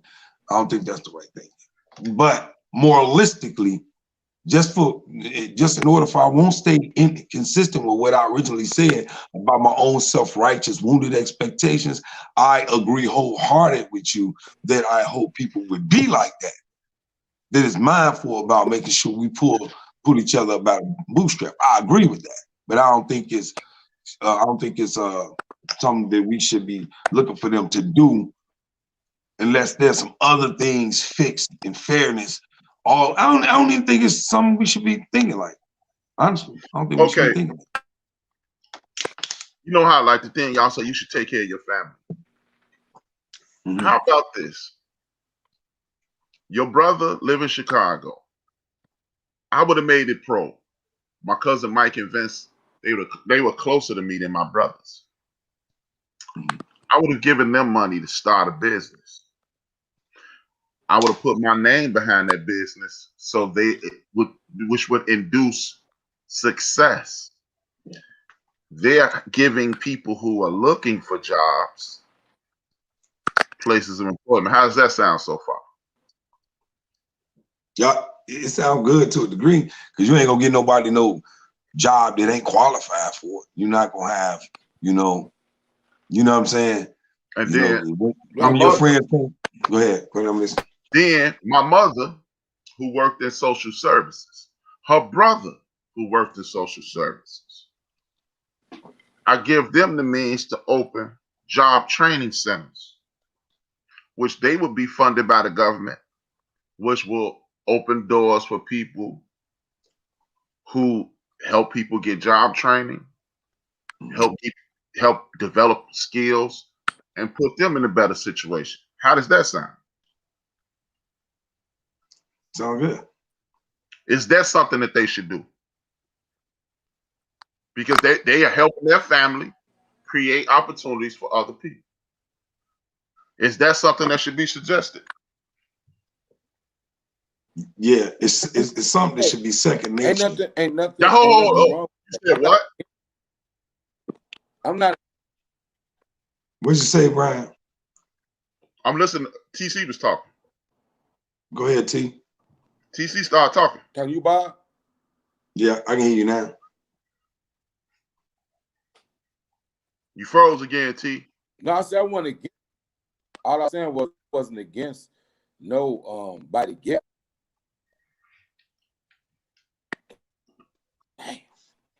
He's breaking up again. I did want to when you get unfroze, TC, jump in, but I wanted to read some of I made a laptop. Now, you got me now, little bit? Yeah. Brian? Yeah, he's still jumping pretty bad. You're breaking up, T. I know, man. Let me read. I'm gonna read some of these comments off of this question. All right. The question of the day is there a limit? Go ahead.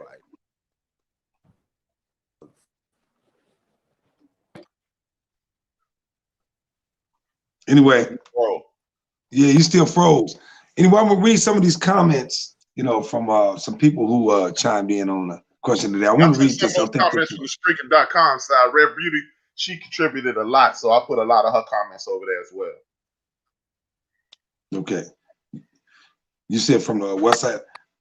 When you see my name and you see up under DJ, you see Red Beauty Flavor Music, those are from Spreaker.com side. I took a lot of her. Gotcha. She was contributing heavily on that side, and I didn't want her comments to be left out. All right, I gotta read this one. It's a little wordy to a degree, but I'm gonna try to get through it as fast as I can. This is a response to if family is there a limit to loyalty and being unconditional with family and friends? That's the question. Flora Naz, she says, most definitely, yes, there is. Whenever someone makes you uncomfortable with their negative presence, it goes beyond loyalty and unconditional. You can stay loyal from a distance if necessary. Unconditional love doesn't stop yet. People can often have intolerable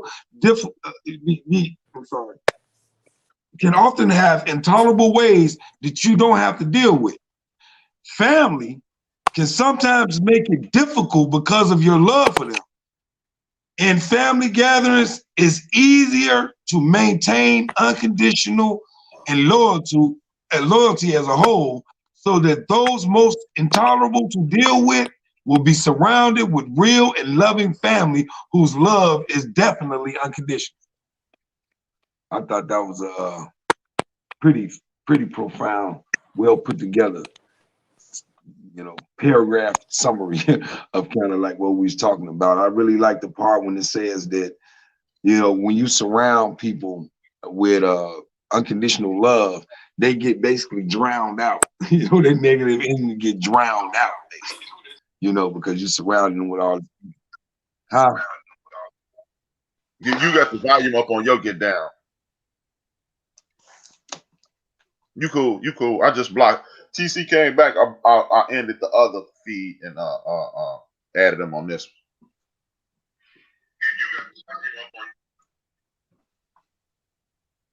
one. So I'm good now a little bit. You're perfect. You sure. Oh, okay, cool. I know I heard what you read though, Bob. I heard the comment. I was just wanting to get across what we was talking about the athletes.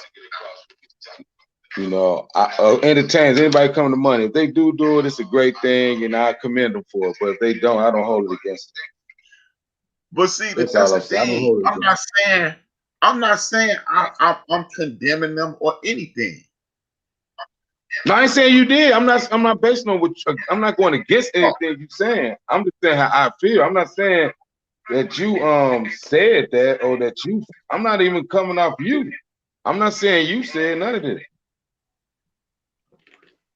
That's all. I'm not saying you said it. I was just saying it's basically when it comes to that question about should they give back. I feel if they want to, because it's. I mean, I feel that nobody should have to do nothing they don't want to do.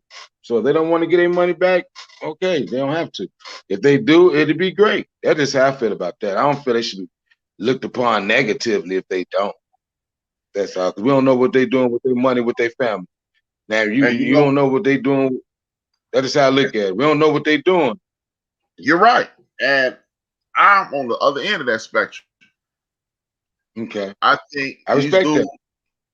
These dudes who not contributing, now that you said that, it does make me condemn them. Because these dudes who we standing our ass out in these lines, supporting, we putting $300 and $400 and $500 into these goddamn shirts that we can only wear to certain places. We ain't even buying fucking dress shirts for $400. We buying shirts that you can wear anywhere the fuck you want to. We buying fucking polo. We buying fucking jerseys because of these people. And I think we should start supporting a lot of all these motherfuckers who not at least making their presence felt. I don't need you to give me anything.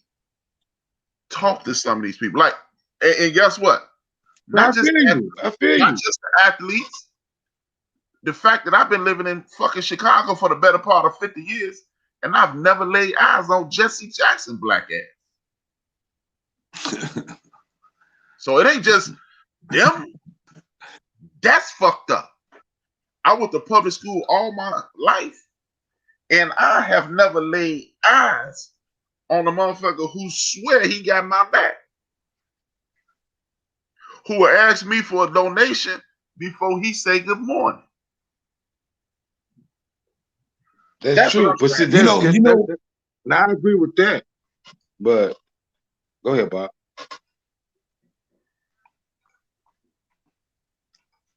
He told you to go, Bob. I don't, you know, I don't know if I necessarily, I think all of it is necessary to a degree.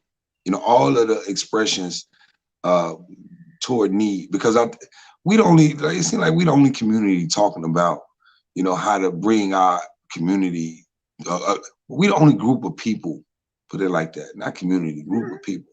There's always got to get bunched up and start talking about what we need to do. You know, the reason we are, let me interrupt you, Bob. The reason we are, if you feel we the only people that's doing that, let's just go with that. We the only people that do that. But guess what? We the only people that had a line drawn around our community and said, we ain't letting you motherfuckers buy these houses. If you get enough to buy them, we ain't gonna give you insurance. We the only community that motherfuckers created an organization to kill us. We the only community that the government waged war against. So we should be the only community that's locking arms. I need to get TC armed. TC need to get your arm, and we need to go back to back, just like we was in the motherfucking fight in the app. But we also do something that we cannot. We also do something that we cannot consistently, continually do. We don't raise our own sons and daughters. We got to stop that. That's number the whole one. Purpose, though, Bob. That's why it's the village. That's the whole concept of it. See, we know the problem. It ain't no village. It ain't no village. Men have got to stay connected all the way to their children, because what we're doing is we're beginning to say that we're beginning to look around for other people to provide stability. That's what we're doing. That's what we're talking about. We're looking for celebrities and athletes and everything. Go ahead. Remember we were talking about remembering yesterday? Yeah. Right. Yeah. That's part of remembering, because guess what? It's an innate thing. I told you, this an ancestral thing. There's no such thing as an uncle and an aunt where we come from. They're your parents. That's why when you read Dikembe Mutombo name, he got 15 names in between Dikembe and Mutombo, because his aunts and uncles named him and they took ownership of that. That's part of the remembering that we don't even understand. When people strip you and tear you apart, it is little specks that always will reconnect. Like if you tear your ACL, some of it'll heal on its own, but the faster way is surgery. We've been ripped apart, and our innate ability to regress back to before we were enslaved in this country tells us that Rob lives on my block. Lil Rob is not my neighbor's son. That's my son. That's why when we were raised, Miss Jefferson down the street could cook your motherfucking ass with no impunity, because your mama knew that if Miss Jefferson had to get at your ass, you was doing wrong. So it is all of our responsibilities. Yeah, I'm not disputing that. You're thinking of money. I'm talking about in every single way. The reason I'm a big time Isaiah Thomas fan is because he stood on the corner of Division and Cedric Street and hung out with us the day he got drafted, him and Martha White.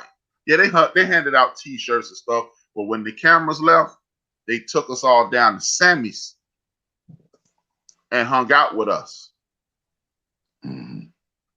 So that's part of the community. I agree. That's part of making it a community. Nobody told them to stay.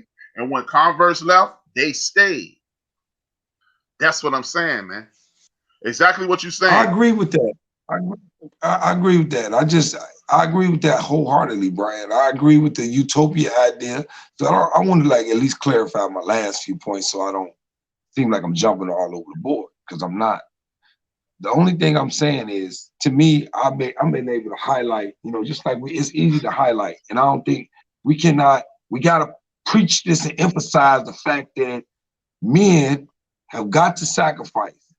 Because this is the difference that you see with us as blacks and other races. You see these men understand an instinctive responsibility to take care of their children and their own, with life insurance, with everything, all their stuff in place. And I just think that we need to broaden our thought process as black men, and understand we cannot waver with the responsibilities that we have, because it has a bigger impact on the overall reputation of the community. It's much bigger. You got a lot of these cats who locked up now. These days sons out here like terrorizing the neighborhood in that hip hop blood culture. And I don't want to be the one highlighting and pointing them out, but I just think we throwing ideas and stuff at that ain't the solution. It ain't you want to throw some money at them, man. Throw some money, man, at the ones that's locked up and whose son out there terrorizing the neighborhood. Throw some opportunity to get that man an opportunity before he get out, so he can be an impactful person. If you want to throw something at something, get your CDL right off top, drive you a truck. That's exactly what I'm saying. That's exactly what I'm saying. That is the dictionary definition of what I'm saying.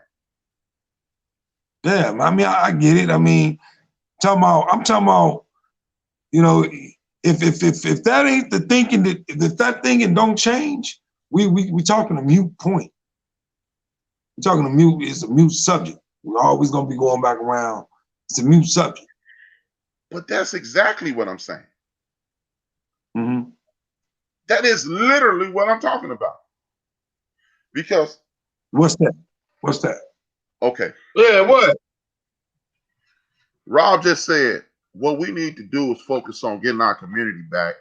And instead of just handing out money, hand out situations. So, hey, this guy's finna get out of jail. Maybe we could put him in a situation that he can get a CDL and never go back. Isn't that what you just said, Rob? I was saying that in a sense. Isn't that a part of what you said?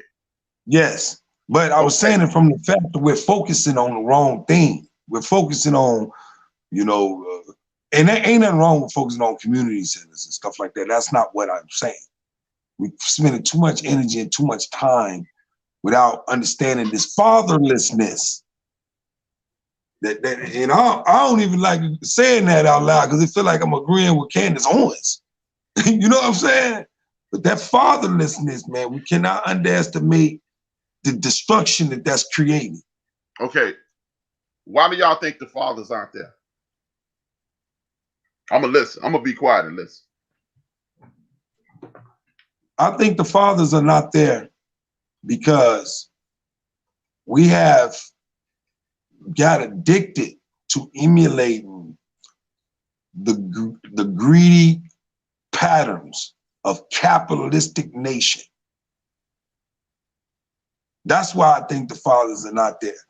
They chase things that will give them a position of influence.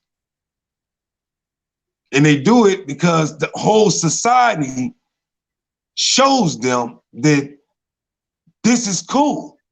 This is the way it is. Get yours, right? So everybody starts emulating. But we're penalized like more harsh if we get caught up doing the same thing that they doing, right? Cutthroat nature. You asking me why a lot of fathers are not there. Cocaine is nowhere in where these dudes grew up, right? And I'm not making no excuse for being a criminal. But you ask me why a lot of them are not there. Why is this? So that's why I said at the beginning, just to wind this back, I knew I didn't get in the world of crime because I didn't want to get locked up for 35 years. I would have been a snitch. That's why I said that. You know what I'm saying? Because I understand, it don't take me no rocket science to realize, what dude that, man? He gone, man. He gone. I know, dude, 20 years.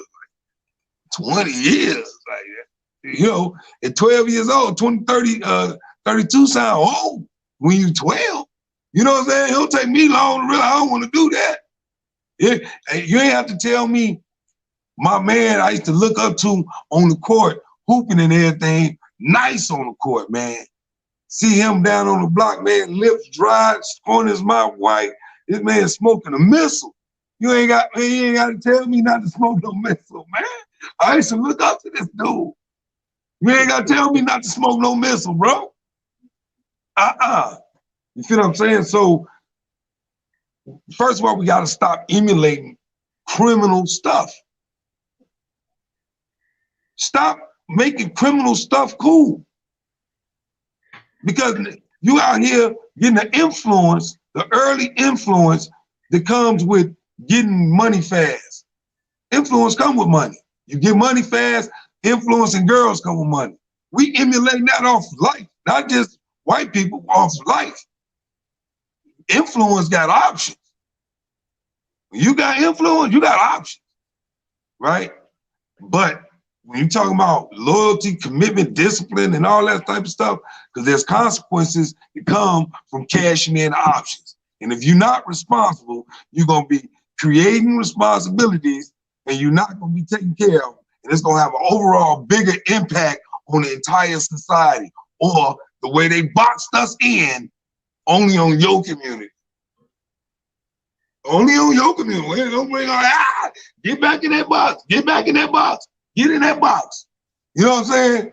We ain't gonna let your lack of responsibility, affect the whole society. We're just gonna let it affect your community. We're gonna look at y'all goofy selves and laugh and don't realize, hey, you're going, like TC made a point a long time ago. What makes black communities, the ones we're talking about with the blood culture, what makes them bad? He was like, the police ain't doing their job, right? Because you go over there to Tinley Park, you do everything right. You put your seatbelt on, walk up. You know what I'm saying? You 10 and 2. Why? Them police got a reputation. They don't play that. The men over there in that community don't play that. That's who don't play that. They're men. Any community that's bad, the men is discombobulated and not in agreement with law enforcement. Because when you good and you responsible, you know the police. What up, Billy? How you doing? Keep that stuff out of our neighborhood, right? That's my opinion. TC? Same question. Was, where the fathers at? Why they ain't there? No. The question? Why do you think the community is in the shape it's in? Oh, the community? Man, because the shape that our people in. The people that's in it. I mean, let's be real. Our community messed up because they got us mentally fucked. I'm saying in the hole, you know? I'm not gonna go on here and get to bashing nothing, but I'm just gonna say we ain't attacking our folks. We're not attacking our folks. When you finish that, I want you and Rob to answer this. How you fix it? But finish that. Okay.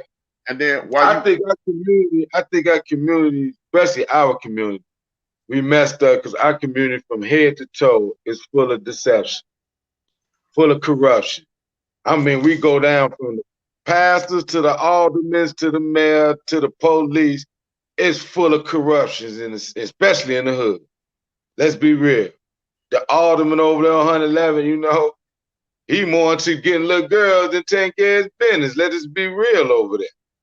And the police, and then since he playing in his butt, which means police got something on him, he ain't gonna attack the police that he's supposed to do. He ain't gonna do what he's supposed to do. So it's like, to me, the hood, especially the hood, is a reflection of the people in it, what we're going through. And the only way I think is a chance, for real, to get it. We gotta quit believing, man, that, this is my opinion. You better quit believing, man, that you're gonna burn for the rest of your life. You better get that fear tactic off your mind and start living your life. They got us held down on some crazy stuff, man. This is my opinion. Well, you broke up. Oh, damn. Maybe what meant for me to say that. No, he clear. He crystal. Oh, okay. He crystal. Good. Because what I'm saying is,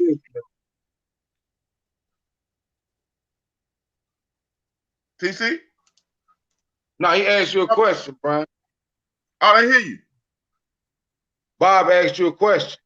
I thought he was talking, so I said. He was saying he couldn't hear you. You good? Keep going. Okay. I feel to fix the hood, man. We gotta get that.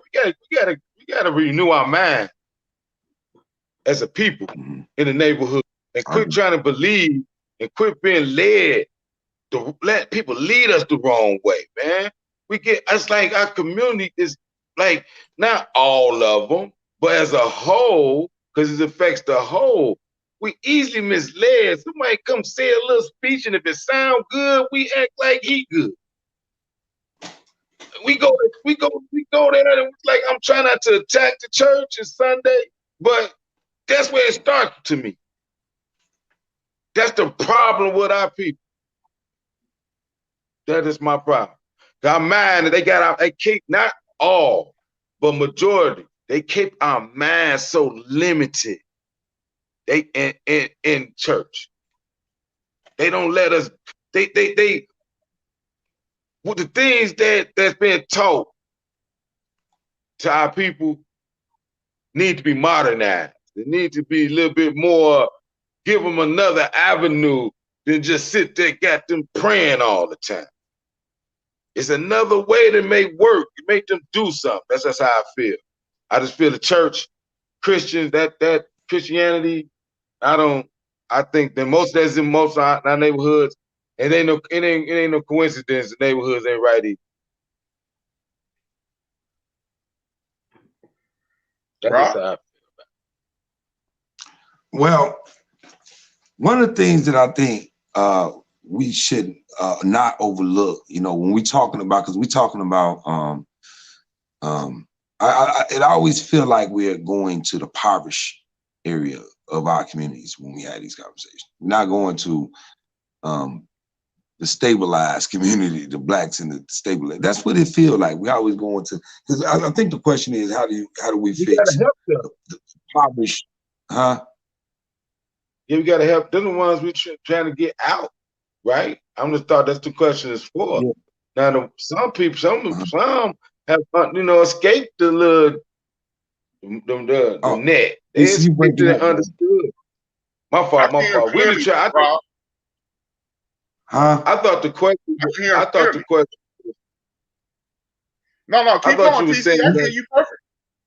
Okay, I'm just basically why I attack the worst part of the hood, because I feel them the ones that need help. Them the ones that been still controlled. Like, a lot of people make it out of that, because you got to make it out of that. That's how it really feels in certain neighborhoods. You got to make it out of that, because you see the pastor looking at your mama boo, just like the nigga in the street. You see everything. You see the police out there. When we was little run, we ain't even do nothing.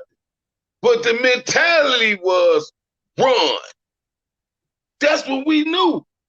So we got to get out of there. In order to help them get out of there, I feel to help the masses, we got to have this a rebirth in our mind, man. It's time to think, go against the bigger plan, man. It's a bigger plan now. What they're doing against us, we need to be getting prepared to fight this instead of still trying to just get to heaven. Just get to heaven. That's all they're telling us. They teach us it's better when you die. No, we can't have that mentality. We can't have that mentality no more. We need a new mind, man, in the hood. Some kind of hope. Think about it for a minute, man. I ain't gonna say no now. So imagine TC, stop saying that, man. It's us. All right, sir. If you a kid imagine if you're in the hood, man. This is a real experience. If you're in the hood, you see the dude at the corner store, you think it's cool, getting you candy and stuff. Then you realize he was banging your auntie or your cousin. You go to church and you see the pastor dude in church, he all cool and stuff. Then he got a pint in his hand later on.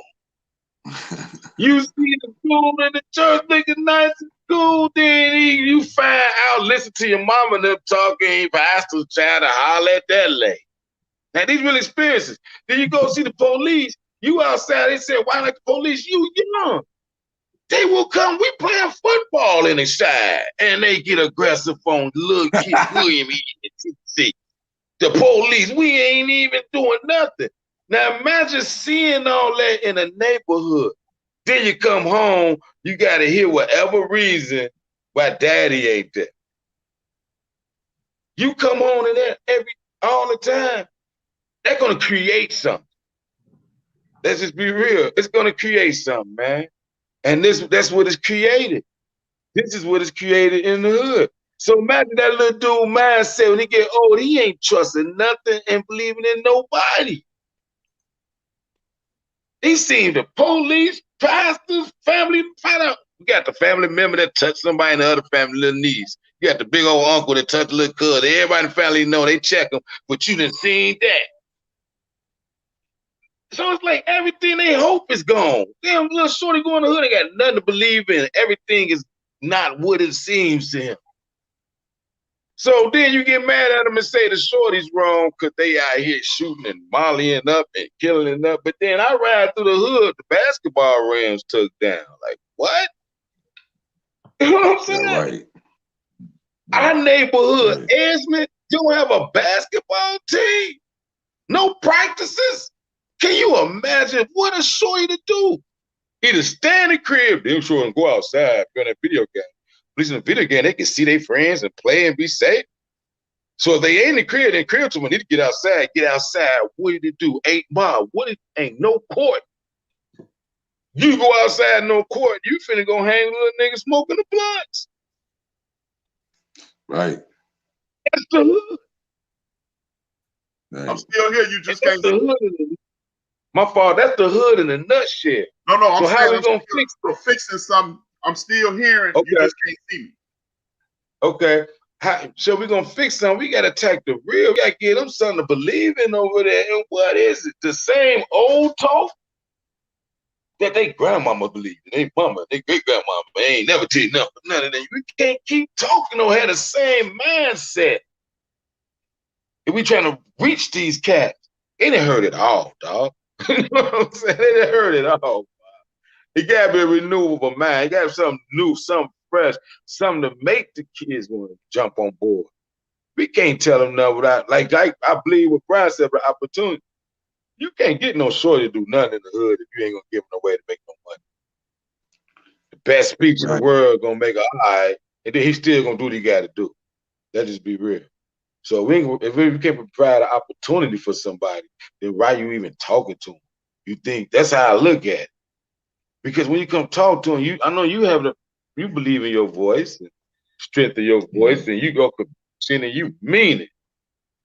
But if your end speech ain't ending up with shorty got a way to take care of himself, then you need to fix your game, your approach. Don't say these shorties don't want to listen. No, ain't they want to listen? You ain't giving them no results that matter. That great speech and all you did, and you can do this too, shorty, give me your call. I'm gonna do this and that. You better do something to help him relieve what he's going through. Because if you can't bring that with that conversation, then you just wasting your time talking to these little cats. They gonna sell that weed. I'm selling these 3 5s, whatever you saying. I gotta take care of my business. So what you gonna do? Gonna give a speech to the shorties? All right, man, it made sense, man, but hold on, I got a play to make. You know what I'm talking about? I'm finna go get this bread. But if you put an opportunity with that speech to make them some bread, and don't make them try to humble themselves and say, hey, you can start you at 10, but I started like that. You ain't, all right, you gonna have that dude selling weed in your job. Same two questions. I thought Go ahead, Brian. No, I want you to answer the same 2 questions. You already answered what the problem. How we fix it? Mine is kind of sweet. Mine kind of short. You know, I think the best idea is to make a school and a headquarters for like a job search and training center at the same place. You know what I mean? Like you know, I think those got to be. You want to talk about buildings or locations? See, because right off the bat, if if your parents are going through some type of certification class or truck, whatever type of thing they're doing, trying to better themselves, job training, and the school should be in the same building. If you're looking for a job, or whatever opportunity to go to the same building where your teachers are, you can easily be following up with your student, your child. You know what I mean? And then that way, the presence of parents around the school facilities in that way, it can keep down garbage. It can keep down like your mama upstairs, your daddy upstairs. Just something as simple as that. If you got, one of my buddies, it was a guy I knew a few years ago did that at the school, and I thought it was a brilliant idea. He made a job center in the school, and parents are dropping their kids off looking for jobs. What they do, they came in. You know what I'm saying? That was brilliant to me. I don't know how it pushed on, but I just think when you talk about a solution, that's a start. That's a start. Put parents in the same area. If I was, whether it be for certifications or whatever, put the connection, the site to go research the stuff in the same area with the children. And boy, kids, when you talking about, man, they act right. That's my act right presence, And because we talking about those communities, yeah. Yeah, that's I mean, that'll definitely help. Definitely. Or also putting it like this, in addition to something like that, have like those free seminar classes, like for the parents, stock market, get relevant in the same facility. Get them the people who trying to get out of the community or trying to Like, cause that's the main goal, TC. One thing with your worldview, or being exposed to the world, it'll make you want to get out of those conditions, right? You'll want to get out of those conditions. But if a lot of parents don't even know what to do, they don't know, and I'm not making excuses for them. They just really don't know how to change their own disposition. So stock market, class seminars and stuff like that in the same building where your kids are at. That to me, that's hot. That's a hot idea, Let me say this. That is. Let me say this. First of all, I love the fact that we don't agree on this. I really enjoy having conversations with people that I totally have different opinions with. It's a pleasure to do this. Thank y'all. Did you what? You don't agree with you? We don't agree with. Y'all don't understand how much I appreciate this. I'm not kidding. Now, as I talk right now, I'm gonna let y'all know one thing. I set y'all up, man. Mm-hmm. I set y'all up with those two questions. Those two questions are straight setup questions. The reason I call them straight setup questions is this. Y'all don't think these people owe us anything, and they don't have to give us anything. But what y'all said is, these people that put us in a trick bag, right?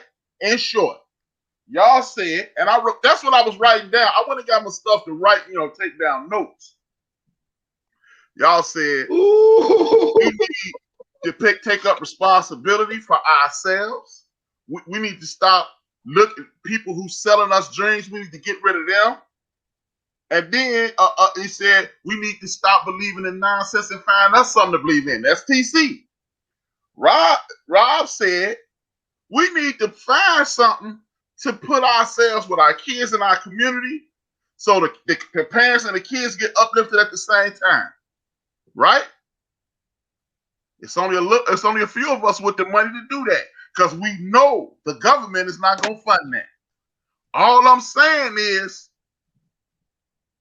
these dudes who we love and we cherish and we put money into them. Because let's not act like when it's a black movie, the Empire Strikes Back and Coolie High 2 come out the same day.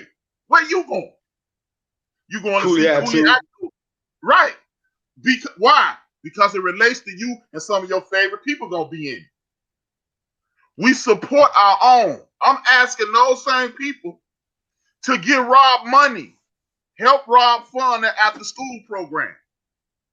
I'm asking those same people to find the TCs in the world because TC believe in God. He just don't believe in it. He don't believe in the people who teaching about God.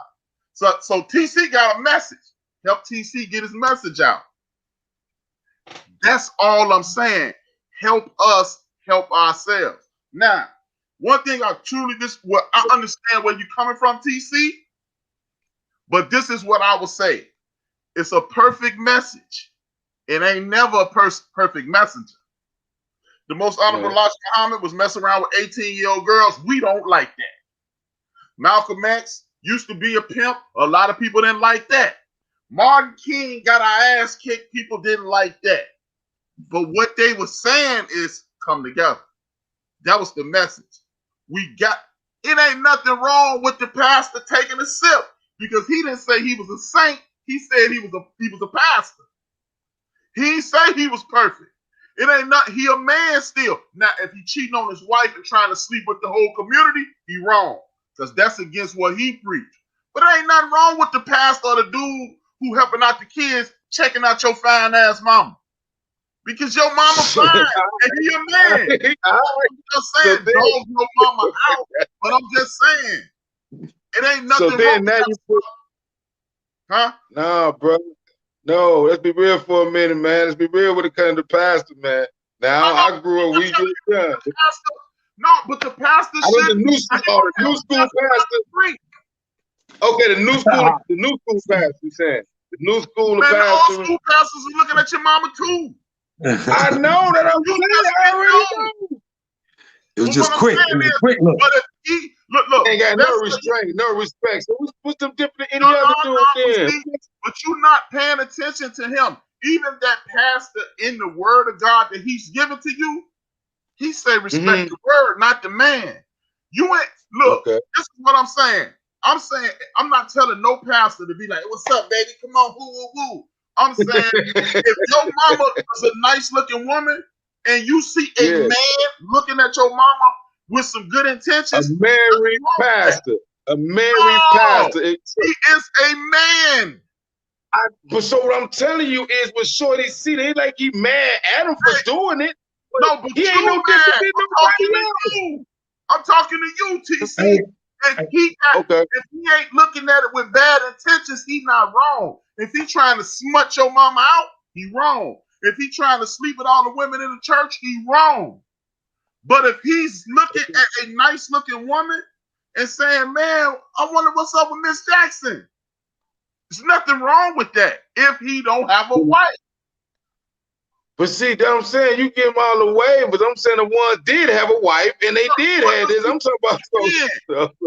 I personally see that's what I was getting to next. Our community, we have been programmed to find what's wrong. Because I'm of the belief that it's far more pastors that do right than do wrong. It's far more black men that do right than do wrong. As a matter of fact, how about this? I agree with that. Hold on, TC, how about this? Did you know, since we love to quote things and talk about things that we seen and heard about, do you know it was a study for 10 years and it showed that black men are 90% more engaged, 60% more than the next group of people with their kids, but we have a reputation of being deadbeats. But they watched us for 10 years, and we engage, 90% of us engage with our kids, 60% more than the next race. But we wouldn't know that. They know it. That's why they keep putting it out there. Deadbeat black dead, deadbeat black dead, deadbeat black dead. Just like black on black crime, black on black crime. But guess what? You got a 91% chance of being hurt by somebody black if you black. If you white, it's 90. If you Latino, it's 89. So if we was all in the class and black people got 91 on the test, and white people got a 90, and Latino people got 89, we would all get the same grade. But we don't know that because we only hear the surface stats. I'm going to show you from the sports perspective. Carl Malone scored 28 points a night. George scored 29 a night. They not the same. They not the same. So all I'm saying is we got to stop looking for the worst. And are you telling me, TC, you got this slimy ass pastor in your neighborhood? He peeping all the women. He got a fifth in his pocket, but he done open up a youth center. He got that job program that Rob talking about. He helping out the kids. He helping with recidivism rate. But he's a greasy motherfucker. He trying to sleep with the women. Now, all we got to do as men to be like, Pastor Jackson ain't shit when it come to women. But we got him when it come to this other stuff. Inform our women, this man is no good in regards to relations. But everything else, he good. There is no perfect messenger. It's a perfect message, though. The message is to help us. The messenger might be full of shit. To quote church people, the devil would give you the best advice you can ever get. He'll give it to you because he know you and you ain't gonna listen to it coming from him. And now you 6 months down the road and go, that motherfucker was right, but you done missed your beat already. So we can't focus on the flaws in the people because sometimes the most flawed people can help you. You just can't put faith in that person. We gotta do what TC said. Stop putting faith in that man and do what he said do. Like, you see TC, you driving down the street, it's raining cats and dogs. Oh, there go brother TC from the church. That's what we do now. But we go, there go brother TC from the church. Get on in, brother. I'll drop you off at the crib. Now, if that same crooked ass pastor told you to do that, he's still crooked, but he told you the right thing to do. That's all I'm saying. I'm not saying that these dudes supposed to stand there like this, TC. TC, these basketball players and these actors ain't supposed to do this. But what they are supposed to do, if I got $700, get a community $10, man. Get a community $10. That's all I'm saying. Out of that $700, get a community softball. That's all I'm saying. Say pay ties to the community. What I'm saying, Rob, how about, and this is what I'm saying. When they get that $10, that's gonna fund that after school program. That's gonna fund those rims, CTC. It's also gonna pay for that coach that's gonna teach them kids. That's all I'm saying. Now that part, I totally understood. To me, what you meant from that concept from the beginning when you was making it. I mean, it's almost like an alumni vibe, right? That's what I was. Right? That's what I have been saying since the very beginning of this conversation. Right. That's why I kept saying to y'all, no, y'all hearing what other people did said about this.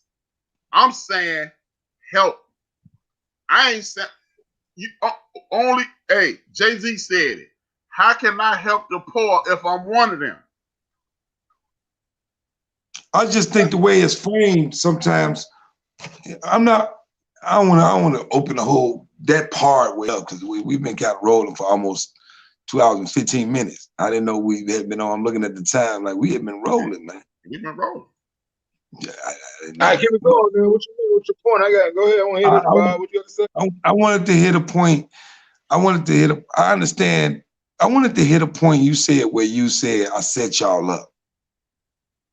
No, you never got to it. You never got to the point. The point that I set y'all up is I wanted y'all to tell me what was wrong and how it could be fixed because I knew we were all saying the same thing, but y'all was hearing it from other people. Y'all wasn't hearing what I'm saying. Y'all was hearing, man, these people, I ain't giving up shit. I ain't finna go broke helping your black ass. Because you full of shit. That's what I knew. If I told y'all to lay out what needed to be done, y'all would do it. And then I would say, and them athletes and the fucking actors, they can help fund those things. They can help. Like one thing TC said, I don't want to make no bullshit ass money because I'm going to go out here and sell weed. But if Derrick Rose would have opened up Derrick Rose restaurant and Derrick Rose motherfucking grocery store, he could have started motherfucker off at a nice lick. And then the whole community, because it's Derrick Rose, would have went out there and bought all that shit because he looking out. Because that's what we do. When you find out, man, TC on 63rd and Cassie. Woo, woo, woo. He killing it in the NBA right now. He opened up a grocery store in the Manor. People going to the Manor and taking everything off the shelf. This TC stuff.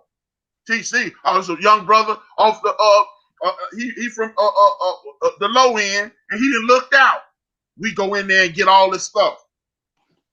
It was people that ain't put on a pair of Adidas since the 60s. When Derrick Rose got that Adidas contract, everybody in Chicago had a rose on their toe, on their tongue, on their gym shoe. We went and bought them Adidas shoes because that was Derrick Rose and he was one of us. That's all I'm saying. We will support the hell out of one of us. So, since you know that, you saw us buy the gym shoes because you Derrick Rose, you from Chicago. Now, put a grocery store there and watch how much money get flooded in your pockets because you Derrick Rose and it ain't been a grocery store over here since the day after King got shot. And now it's one. And now your grandmama go, hey, I'm going to give you an example. I used to work with this lady, Miss K. Do you know, this is a real story. Miss K neighbor was Hines Ward's grandmama. She started buying Miss K, Miss K's sister, somebody used to live next door to Hines Ward's grandmama. Do you know the lady next door? She said, he up there playing in Hines Field now. The lady next door started buying more Hines ketchup. Because she thought they named that goddamn field after her neighbor's grandson. She started buying more ketchup. That's all I'm saying. If you got old ladies doing that, you mean to tell me that same old lady wouldn't have stopped going to Food for Less and Osco and all the places and win her ass to Derrick Rose's? That's all I'm saying. Hey, you make sense. 100. Now, what you saying? That's what I understand. He said because it ties back to what you said in the beginning. If they did that, the things we talking about the neighborhood would need and the community would need, they wouldn't need it. So you 100% right. You right. Yeah. You right. But if they did that, and you right. You right. And that's why I said I love people that disagree with me, because I didn't think about the basketball rims. I didn't think about the youth center. I thought about a youth center, but it would be nice if your badass son act a fool. We could go across the hall, get your mama to cook your ass, and then go back to class, and then you ain't for act no fool with your mama down the hall. No. If your mama at school, if Rob mama at school checking on Rob TC is not finna do shit that day. Right. Oh, Rob mama at school, they gonna be like, TC, why you acting good? I don't even know TC. That's facts, though. That's facts. That's facts. That's what I'm saying. That's all I'm saying. Wow, that was one of the listeners said this. Nowadays, I don't know, man. These mamas nowadays, man, I don't know, man. I told you we got to stop finding the bad, man. It's more good mamas than bad. The squeaky wheel get the oil. Look, TC, one of the listeners said this. Why if pastors are not human beings? They're human beings who love just like the rest of us. But see, I ain't want to go there while I'm talking about the past. It ain't about, let's be real for them. I mean, it's a reason why I just don't want to turn this segment, our first show, on why. I'm not talking about they're human. We know they're human. I'm not even talking about that. So I'm saying when I was a shorty coming up, imagine them boys seeing it. I'm not saying that that's not normal. He can't. I'm just saying if you a shorty as a boy growing up, seeing everything you thought was right in certain ways, and you seeing opposite as a young boy, that's all I'm saying. Them growing that's up. When Rob, TC, that's my thing about the pastor. That's when my thing about the pastors and stuff is a whole nother conversation.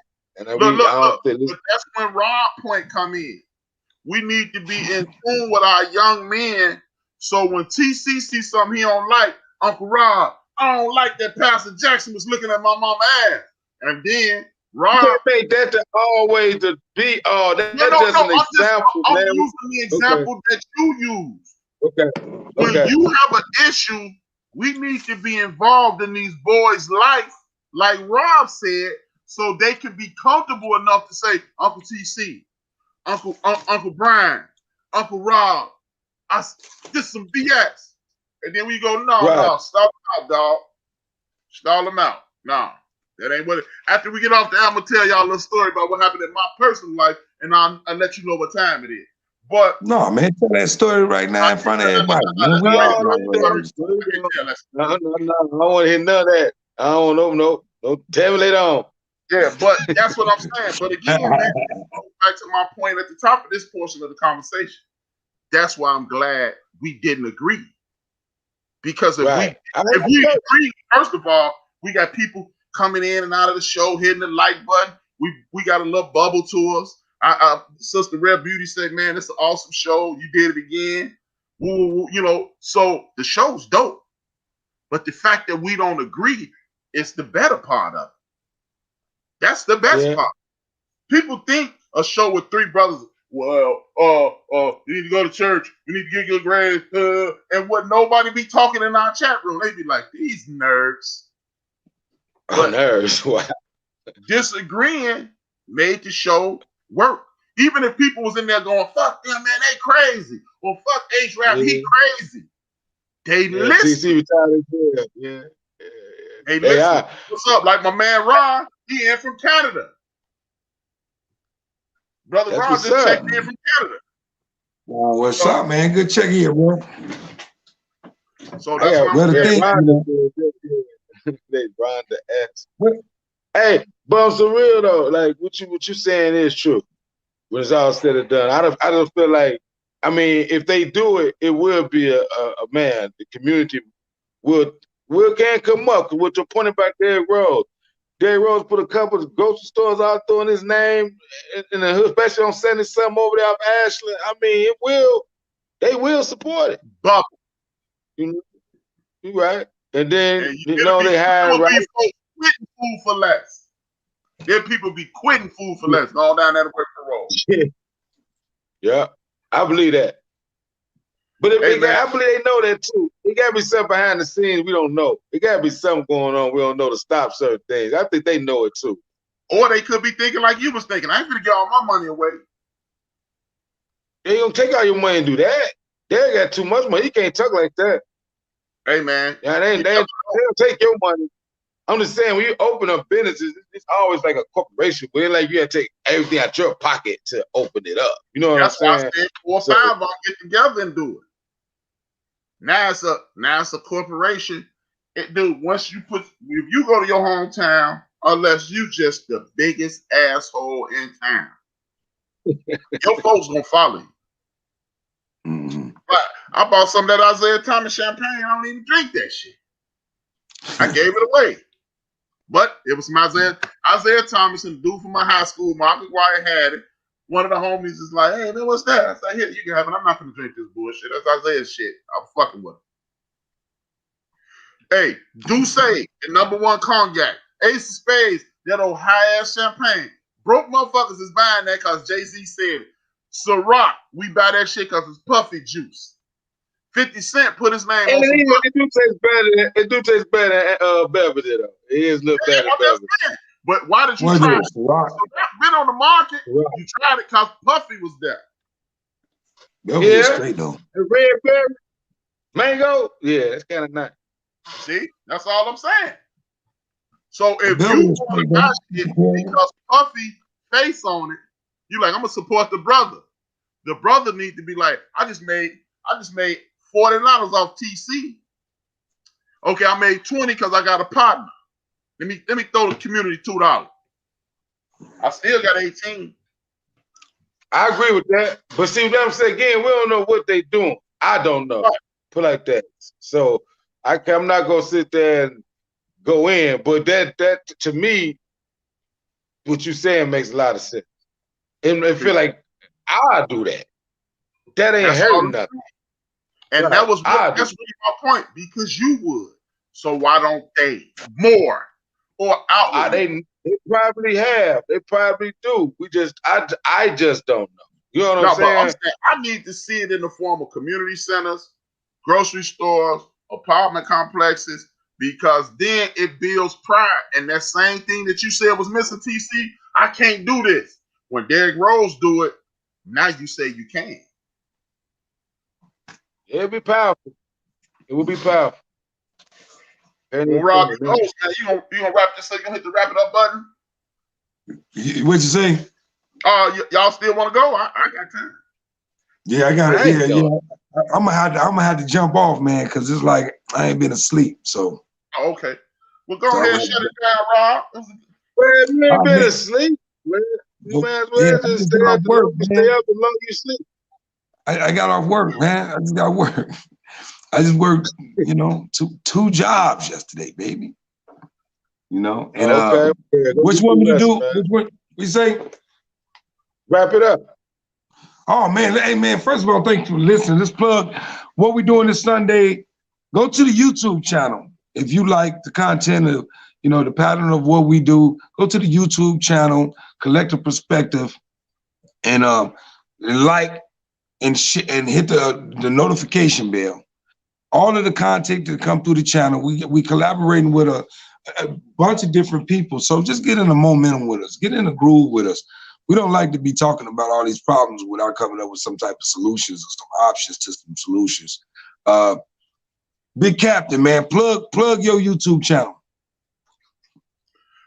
Oh, y'all already on my YouTube channel. It's The End of the Bench, THAENDOFDABENCH, The End of the Bench. And then me and my partners, #1 Chief Rocket Jersey Vern and DJ Mad Knox, we own Built for This Network. This is being simulcasted on Built for This Network. As I said at the top of the show, you can catch the Jawjackers, DJ Mad Knox, Chief Rocker, DJ Purple Lynches, Big Illinois, Joe from Houston, Cheers Roundtree, DJ Mukadeen. Yes, that's about it. That covers everybody. You can check us out on Built for This Network. You can listen to this show on repeat. This show is being played 24 hours a day, 7 days a week. Ain't no such thing as so when TC and Rob, when our partners hit us and say, "Hey man, y'all back in play. I missed y'all show." This is what you tell them. Take your ass to Spreaker.com, speaker with an R, Spreaker.com. Go to Built for This Network, YouTube Built for This Network, Apple Podcasts Built for This Network, Spotify, iHeartRadio, Google Podcasts, Castbox, Deezer, and Podcast Addict, or wherever you download your podcast. And that's where you can get the Jaw Jackers back in effect with your man H-Rap B. I say this at the end of all my shows. I'm going to say it at the end of your show. If anybody thought we was on BS and didn't like our show, you can shut your white mouth. I'm not kidding you. Or you can dream those dreams and man up and live, woman up and live those dreams. It's life without dreams flows in black and white. Life with dreams flows in technicolor surround time. Stay on top of your shit, because if you ain't on top of your shit, you're on the bottom. 2 fingers, 1 word. It's H-Rap, and I'm out. That's hot. Boy, I'm gonna TC, welcome back, baby. Yes, sir. Hey, oh man, this what's up, man. Appreciate this. TC in the building down here in Tampa, loving it. Hey, Bob. Yeah, we gotta get this crack again. I hope my phone stay right this time, like it finally did and shit.